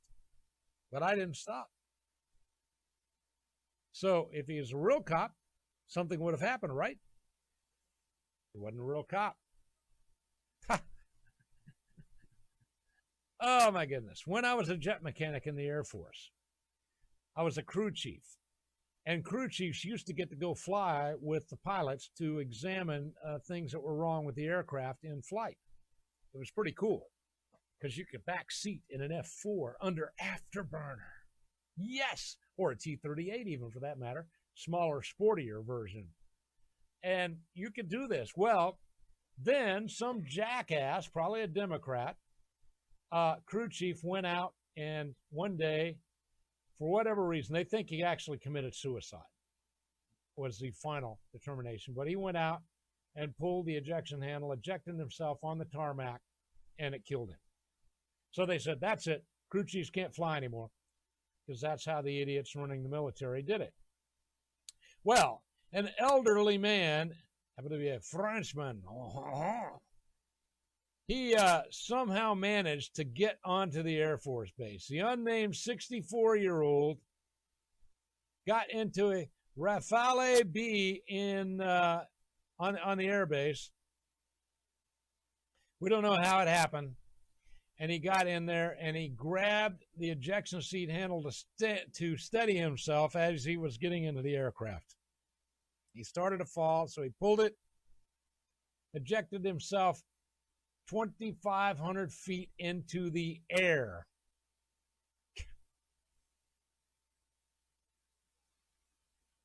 This happened at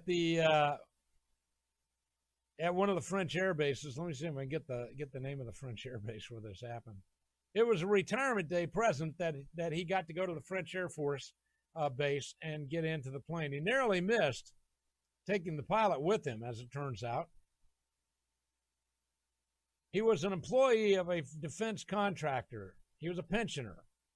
And the pensioner's bosses had no difficulty asking the French Air Force to let him into the back seat of one of the Dassault Rafale fighter jets as a surprise retirement gift. Nonetheless, the unfortunate Frenchman had never expressed a desire to carry out this type of flight, in particular on a Rafale, which didn't stop his colleagues from picking him to the air base anyway. This happened at Saint-Dizier Air Base. The flight itself would have been a routine military training sortie with 3 Rafales carried out in perfect weather, 1 pensioner, heart-pounding between 136 and 142 beats per minute, as recorded by his smartwatch. Underwent a quick medical exam from the doctor 4 hours before being shown by the pilot how to put on his safety gear. Unfortunately, no one properly explained to him how to climb into the cockpit, meaning his helmet visor was up, his anti-G's pants were not on properly, and his helmet and oxygen mask were both unattached, and his seat straps were not tight enough. Nonetheless, the mechanic gave them a cursory check, strapped a GoPro onto the approved bulkhead mounting point so the hapless passenger's gunning would be preserved for all time, and then nodded to the pilot's closed transparent cockpit canopies. Things got worse when the pilot took off from northeastern France's airbase. Rather than a gentle ascent at 10 to 15 degrees like you get on an airline, he carried out a typical fighter jet departure, climbing out at a 47-degree angle at 4 Gs. Then he leveled off and subjected his passenger to the negative half G load. That's where you actually float up in the air a little bit, except for you're tied to the seat, hopefully. So this is what they call the roller coaster, G-force roller coaster. Anyway, our pensioner, now loose in his straps, not wanting to really be there, and totally unused to being flung about like a rag doll, reached out to grab something to hang on for dear life. He pulled the wrong possible thing, a trigger handle for the ejection seat. After the customary loud bang and whoosh, he ceased to be part of the jet's payload. All right, guys, I'm out of time. God bless you. See you tomorrow. Same doc time, same doc channel. Join us in the chat on YouTube and Facebook.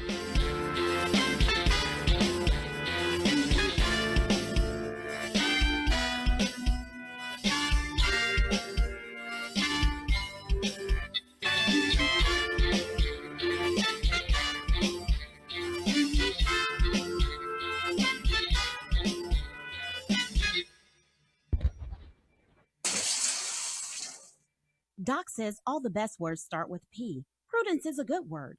Airlines will always say, put your own mask on first, then help your loved ones. Prudence means making sure that your family food supply is secure. Most stores have at best a 72-hour supply of food, and if something goes wrong, resupply will not happen quickly. You should have at least a 90-day supply of your favorites because it will allow you to weather the worst crisis and make plans for the future. The answer is NewManna.com. N-U-M-A-N-N-A. New Manna is not just food storage, but really tasty food that you will enjoy eating. New Manna food is designed to last for 25 years, but many people enjoy it several times a week. Now is the time to lay in a supply of tasty New Manna food for your family. Be prepared and know your family is safe. Go to newmanna.com right now for fast delivery. That's newmanna.com. So I just went to Kroger and I went inside and there was hardly anything left. And I was pretty disappointed. So I just decided to leave and then I'd come back another day. And when I got outside, there was tons of people with carts full of groceries. So I asked, I said, could you spare any extra groceries? And to my surprise, everybody mostly was willing to share with me. I was impressed. I got some bread, I got some eggs, I got some hand sanitizer, some wipes, toilet paper, some meats. It was great. I was impressed with humanity. Hello, everybody. My name is Raul Reyes, and I'm running for Congress in Congressional District 23. I am a Trump Republican. I'm from the great city of Del Rio, Texas, born and raised on the border. I'm a retired lieutenant colonel, formerly a vice president of a junior college in Uvalde, Texas. I am a Trump supporter. I believe in America, and we need to put America in District 23 first. We need to secure the border, folks. We have illegal mass migration, and it has to stop. I'm pro-life, and I'm going to defend your religious freedom all the way through my tenure in Congress. I'm for the Second Amendment. No more infringements on our rights to defend ourselves in this great country. And I support our veterans. Being a veteran myself, I fully understand the issues and the problems that we have with the VA medical care system. I'm here to change that. With your support, we can get the care that our veterans need. God bless Texas and God bless America. I'm Raul Reyes, and I approve this message. Paid for by the Raul Reyes for Congress Committee. I'm Joe Dana. As your candidate for Harris County Sheriff, I bring 25 years experience in law enforcement.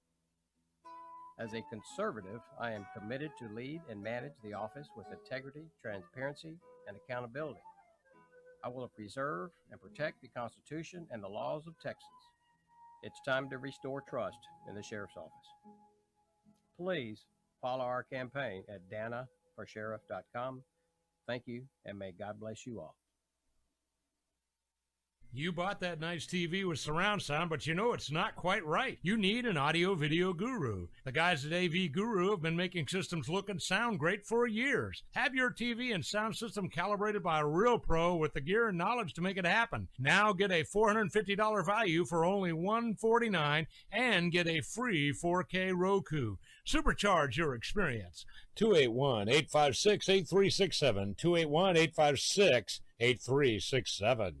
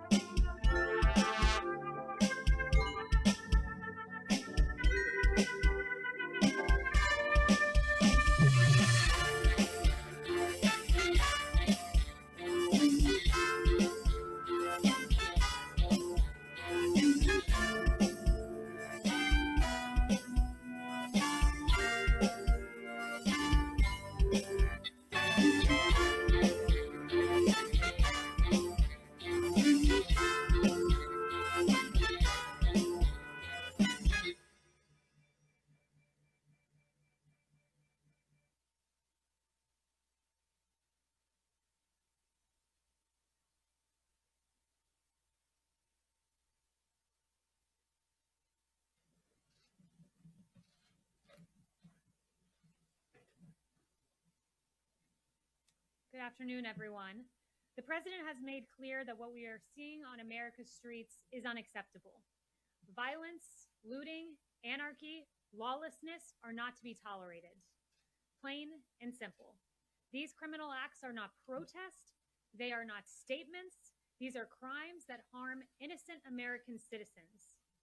The First Amendment guarantees the right of the people to peaceably assemble. What we saw last night in Washington and across the country was not that. To that end, President Trump is demanding action to protect American citizens, to protect American businesses. 17,000 National Guard are deployed in 24 states, but according to General Milley, only 2 states have deployed more than 1,000. There are 350,000 National Guard available overall, and for the lawlessness we are seeing, far more needs to be done. Governors across the country must act, deploy the National Guard as it's fit, and protect American communities. As President Trump has said repeatedly, it's very important that we have peaceful protesters and support the right of peaceful protesters, but we cannot allow a situation like what happened in Minneapolis to descend further into lawless anarchy and chaos. And we understand that very well. And with that, I'll take questions. Yes. To your point, the country is in crisis. There's a global pandemic that has claimed more than 100,000 lives. At least 40 million people are unemployed. There are now protests and racial tension ripping apart many cities. Where is the president? Why has he not delivered an address to the nation, as many of his predecessors have in a time of domestic crisis? So the president has delivered multiple statements on this. The president, as recently as 48 hours ago, was out talking about what a tragedy the death of George Floyd was, how it has weighed on his heart, and how he encourages peace and lawfulness in our streets and peaceful protests. So he has said that repeatedly. He's made many statements to this effect, but what I would note is continual statements, as he's made day and day and day and day again, they don't stop anarchy. What stops anarchy is action, and that's what the president is working on right now. About the anarchists, you said this morning that the president is focused right now on rooting out Antifa. George Floyd did not die in Antifa custody. He died in police custody. What's the president doing to reform policing tactics and excessive use of force by police? Yeah, so it's an important question for sure. And this president, if you look at the actions his DOJ has taken, there's a civil rights investigation into the death of Ahmaud Arbery. There's a civil rights investigation into the death of George Floyd. It is a tragedy what we saw. I mentioned to you that the president was extremely upset when he saw that video. And he continues to, the DOJ continues to pursue those charges. And he's recognized injustices for a long time, since he was a candidate. He talked about Sandra Bland and what a terrible video that was too. So he recognizes injustices where they are, but at the same time, he also recognizes that we can't allow organized groups like Antifa to commit some of the heinous acts that we've seen. John. Yes, Billy, in his call with the governors, the president said that he had put General Milley in charge of all this. What does that mean? Yeah, so In charge of policing American streets, what do you mean? So I'm not going to get ahead of any actions that will be announced, but what I will say to you is this, that he has had 2 briefings today with Secretary Esper and AG Barr, and General Milley was there. And there will be additional federal assets deployed across the nation. There will be a central command center in conjunction with the state and local governments that will include General Milley, Secretary Esper, and AG Barr. But I won't go any further in announcing what actions. Can you explain what the president meant when he told the governors, I am put General Milley in charge? What does that mean? Because that sounds like a total break here. The chairman of the Joint Chiefs of Staff being in charge of a domestic issue. And ensuring that, as the president has said, and this has been taken out of context, by the way, that our streets are dominated with a police force and with a National Guard presence. So that, let me explain a little bit about how this works. If there's a peaceful protest, police will form a line. What we've seen are those lines have been overwhelmed by massive protests that have turned into riots, the peaceful protests to be distinguished from the riots we've seen. And when those lines are overwhelmed, law enforcement gets on the defense. So what the president has said is he wants to dominate the streets with National Guard, with a police presence. And what studies have shown, as General Milley noted, he was in that governor's call, and his points all pertain to the National Guard. And he noted that there are several studies that when there's an overwhelming National Guard presence, it actually de-escalates the situation and causes less civil unrest. So General Milley has really been on point in talking about the National Guard, the effectiveness, and ensuring that they're utilized to great effect across the country. What's been taken out of context? Because I mean, I have the exact quote. It's a very simple one. He just says that he has put General Milley in charge. No, I wasn't suggesting that quote was out of context. The dominate. I've seen some networks that have talked about dominating protesters, and I've been around the president all day. Anytime he's used the word dominate, it was with regard to dominating the streets and ensuring that we have peace in our streets. Yes. Yes, Charlie. Thanks. In addition to the tough talk, the president has been talking about taking action against looters and some of the violent elements in the protests that we've seen. Why isn't he also supplementing that message by calling on these people to remain calm, to go home, to not destroy property, businesses, so on? Yeah, he has done that repeatedly. Look, he talked about understanding the pain that people are feeling, and he does understand that pain. He's talked several times about the right to peacefully protest, and I've seen some of these peaceful protests, some of these sit-ins, and it's a real shame when you have anarchy and anarchists come in and you have Antifa come in, and it really dilutes the message of the protesters, and it's a legitimate reason they're protesting. So he hates to see Antifa come in and really dampen that message, which has been in many cases peaceful, but has been overtaken and overwhelmed by an organized effort of people from out of state coming in and causing havoc. Is he traveling on Friday? Is he going to Maine? He still plans on going to Maine. I haven't heard any other changes to that effect. Yeah. We just. I like your mask. That's really cool. I have a quick follow-up about police reform. National Security Advisor Robert O'Brien says he does not think there is systemic racism among law enforcement in the U.S. Does President Trump share that view? Look, I think where the president stands is he does not believe, he fundamentally rejects the idea that these egregious actions of these 4 Minnesota officers are representative of our police force as a whole. Most of our officers in this country are good, hardworking men and women who work every day to police our streets. He's recognized cases of injustice. I noted Sandra Bland back when he was in the primary. I've noted more recently Ahmaud Arbery and then George Floyd. So he recognizes these injustices. He puts a focus on them, but he also recognizes our valiant police officers who have taken to the streets each and every night over the last 6 nights and protected our communities. Can you explain what the legal authority the president has is for designating Antifa as a terrorist organization? And can you also talk about why he does not want to label white supremacist groups that are domestically located as terrorist organizations as well? So let me address the first part about legal authority. Title 18, Section 2331 allows that the term, it defines domestic terrorism as involving acts dangerous to human life that appear intended to influence the policy of a government, and other elements are laid out. And it allows the Department of Justice, when utilizing this statute, to invoke greater investigatory authority and to invoke harsher penalties. I would note that the Justice Department has in the past used domestic terrorism in consultation with acts of white supremacy or what were racially motivated acts. Like in April 2020, a Florida man pled guilty to threatening an African-American Charlottesville City Council candidate. And at that time, the FBI Joint Terrorism Task Force was utilized. Same in the case of February 2020, where it was used in connection to 4 racially motivated violent extremists. And I would also note the president's long history of condemning white supremacy and racism. There is no place in society for these egregious, despicable ideologies. Jen. Why haven't he designated any white nationalist groups as terrorist organizations? But it has been used. I explained how in this case that domestic terrorism will be used as a way that the crime is prosecuted. It's a prosecutorial method, and it was utilized in the same exact way with regard to white supremacy. Yes. Haley, on the Minnesota police officers, is he suggesting that they should be charged as well as the officer who's already been charged, the other 3? And also on Antifa, can you explain a little bit about how would he know, or how is he talking about how you would identify members of Antifa? Since they're a very loose organization, it would be very difficult to tell who is part of Antifa.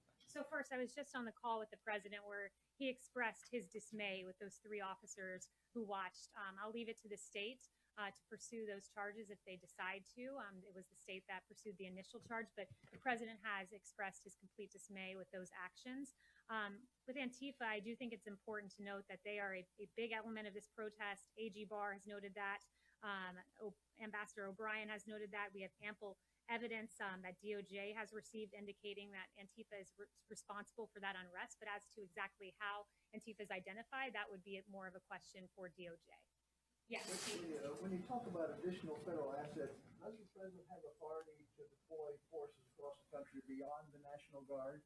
He does. And look, we're looking at every tool in the federal toolkit available to us. You know, ideally, this would have been resolved at the state level. The states, after all, have the police power embedded in the 10th Amendment, and it is their responsibility to patrol their streets. But you're right to say that there are many federal authorities, including the one you cited, available to us. Did you bring this up with the governors in the phone call today? The focus of the call with the governors was really the National Guard, not that specific tool in the toolkit that you mentioned, but the National Guard and how it should be utilized much stronger than it's currently being utilized. Yes, I will go to, let's see, Jeff.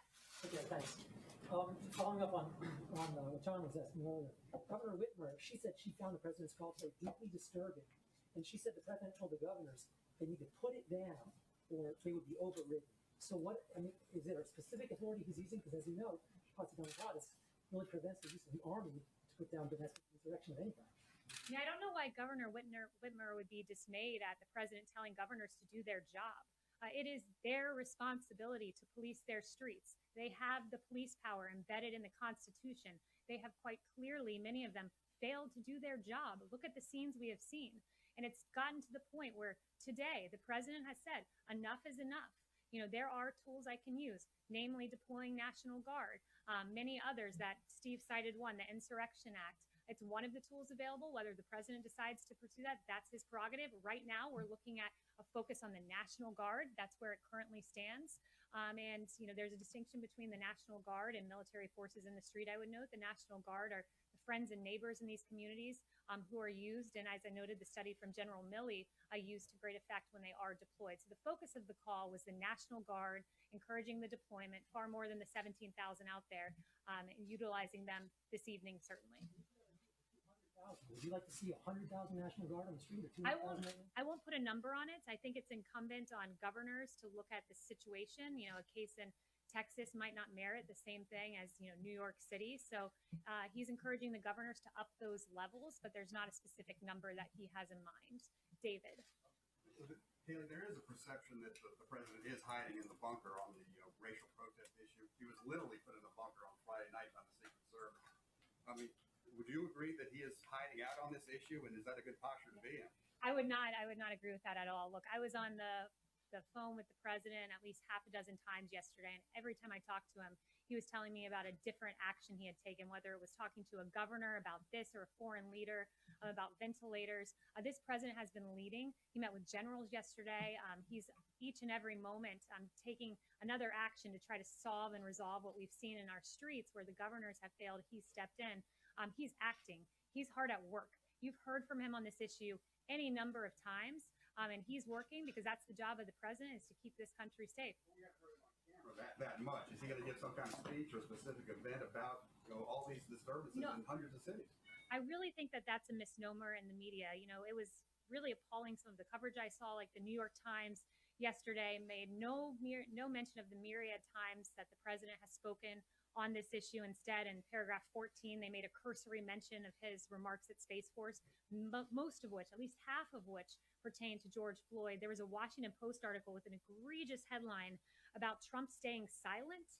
He hasn't been silent on this. I have a whole list of his remarks there. And instead, paragraph 23, they note, oh, wait, we're contradicting our own headline. The president did, in fact, make remarks. Contrary to the silent headline, you had Don Lemon on CNN saying at 9:38 p.m. on Saturday night, the president's been silent. Ironically, that comment came 4 hours after the president was quite audibly speaking at this issue. I was there for the remarks. And then you had CNN double down the next day, Sunday afternoon, saying the president was silent. And, I don't want to bore you with reading out all of his statements, but it sounds like I should read a few, like the president saying it's a grave tragedy that filled Americans all over the country with horror, anger, and grief. And I stand before you as a friend and ally to every American seeking justice. He said, I understand the pain the people are feeling. I can go on, but I would just be repeating what the president has already said, because make no mistake, this president has not been silent. And at this moment, he is acting to protect this country from the lawlessness we saw just out here in Lafayette Park last night. Yes. In a particularly egregious act, St. John's Church, Church of the Presidents, was targeted last night. Graffiti all over, set on fire. What is the president's reaction to that, please? It's hurtful. Honestly, I think it's hurtful on a number of levels. Look, the VA was defaced. Literally the word veteran spray painted out of the placard in front of the Department of Veteran Affairs. The Lincoln Memorial defaced. How does that make much sense? The place where the March on Washington began, that momentous occasion in the history of civil rights, that memorial was defaced last night. That doesn't honor the legacy of George Floyd. It doesn't. And certainly not the burning of St. John's Church. Look, St. John's, I think it's important to go through a little bit of this, but Reverend John C. Harper was the St. John's rector many centuries ago, at least centuries and a few decades ago. And here's what he was told. He was told he needed to close St. John's because he couldn't leave it open for the March on Washington because, quote, it might be a bloodbath. But he stood boldly. He stood boldly and he stood on the side of justice. And on the day the March on Washington happened, here's what was sung from that church. One family on earth are we throughout its widest span. Oh, help us everywhere to see the brotherhood of man. And of course, we know that the March on Washington ended with Reverend Martin Luther King Jr. giving that incredible speech, I Have a Dream. And that church, the same church that was burning last night, here is what they said, taking that bold stance to support Martin Luther King. They said this church building is open as it has always been, so all who want to worship here. The ministry of this parish is extended to any who seek it. Our fellowship with one another has no limitations whatsoever. That church supported the bold civil rights moment of the March on Washington, which began at the Lincoln Memorial. That doesn't honor the legacy of George Floyd. It doesn't further the cause. And those are violent anarchist Antifa who are taking advantage of the pain of people, the pain of the peaceful protesters. It's inexcusable, and we have to stand as one America against the burning of the church and the defacement of the Lincoln Memorial. Chanel. Haley, is it possible that DC will be placed under martial law in order to protect these national monuments from further destruction? And second, under the Civil Rights Act of '68, will this administration investigate either members of Congress or political organizations who are funding or tied to Antifa moving forward? Yeah, you know, on Antifa, I think at this point we're pursuing the domestic terrorism angle. That's what the DOJ has decided. And what was your first question? Was about martial law? Law to protect national monuments in DC. Yes, so I have not heard that discussed. Any other questions? Yes. Thank you. Can you confirm a phone call earlier today between Presidents Trump and Putin? And if so, considering what the president said to governors later in the day, did he ask President Putin for advice on how to quell unrest in his own country?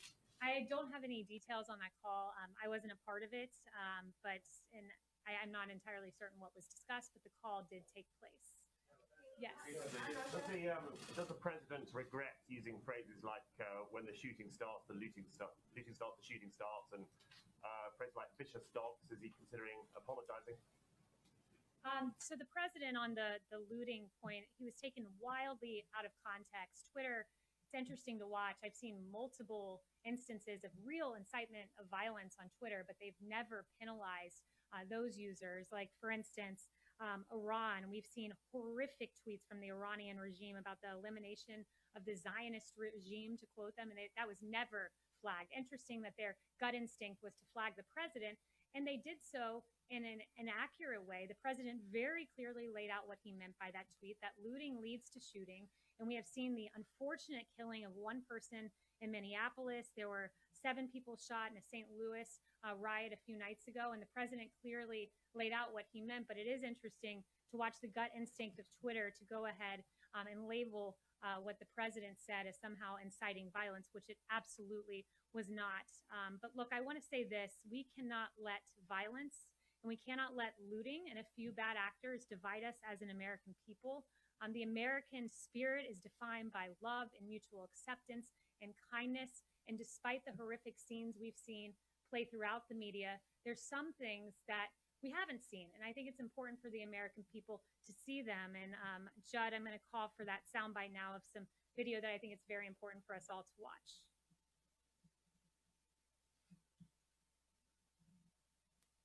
We want to be with y'all for real. So I took my helmet off and laid the batons down. I want to make this a parade, not a protest.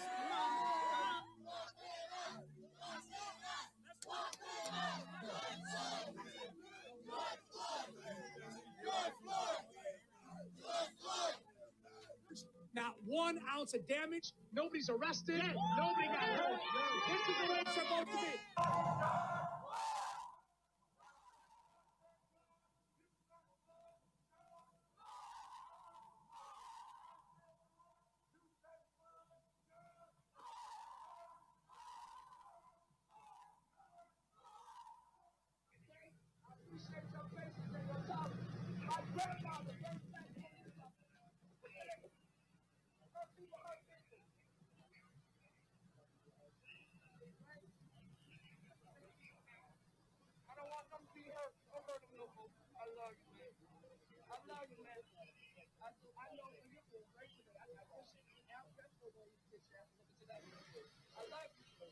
Louisville, a human chain protecting an officer separated from his unit.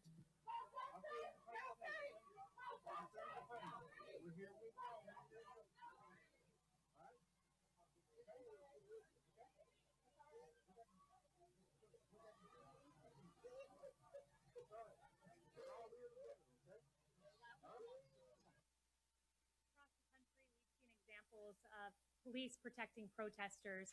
and protesters embracing police. And it's been beautiful to watch, though those images have not been played all that often. And I just want to leave you with a quote from Martin Luther King Jr. that we must learn to live together as brothers, or we will perish together as fools. Thank you.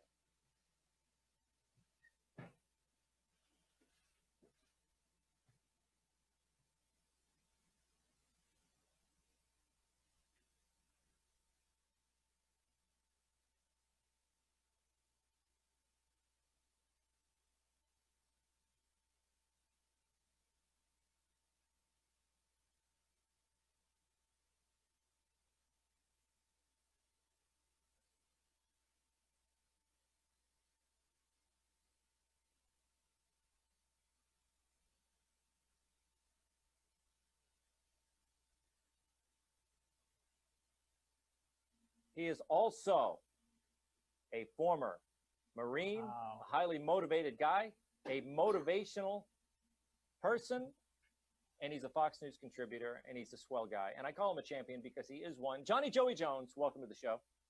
Thanks for having me back. I appreciate it. Ready to get the thinking cap on. In addition to Triple J, we have a returning champion. She's the star of Ride to Work with Abby. She is also the star of Parked. I'm holding out for a booking on Ride to the National Park with Abby. That would be a great show to be on. Thank you. That would be. Abby Hornacek, welcome to the show. Thank you. And I feel like Johnny Joey Jones is a big head right now coming in as last week's champ, but I just want everyone to know that I'm looking for redemption. Yeah, he's got a big head and he's got big guns. And returning champ, former Army National Guard officer, Bronze Star winner, Veterans Advocate, Fox and Friends host, and he was recently crowned Mr. Fox Nation at our annual pageant.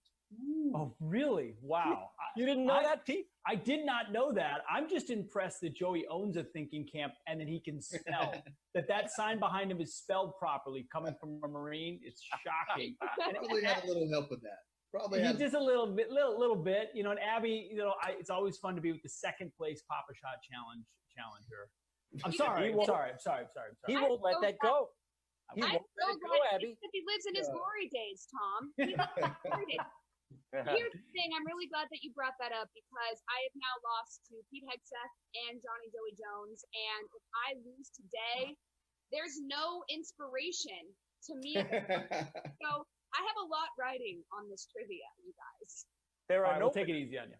And there are no losers. Did I even say Pete Hegseth? Did I say his name and all his I don't think you did. No, I just kind of jumped in there. It's all right. No worries. No. Pete, the office looks great. Is that your home office? It is my home office. We've got a kids sleepover going on right now, so we might have some ambient noise. And I brought my drink. I hope everybody else did as well.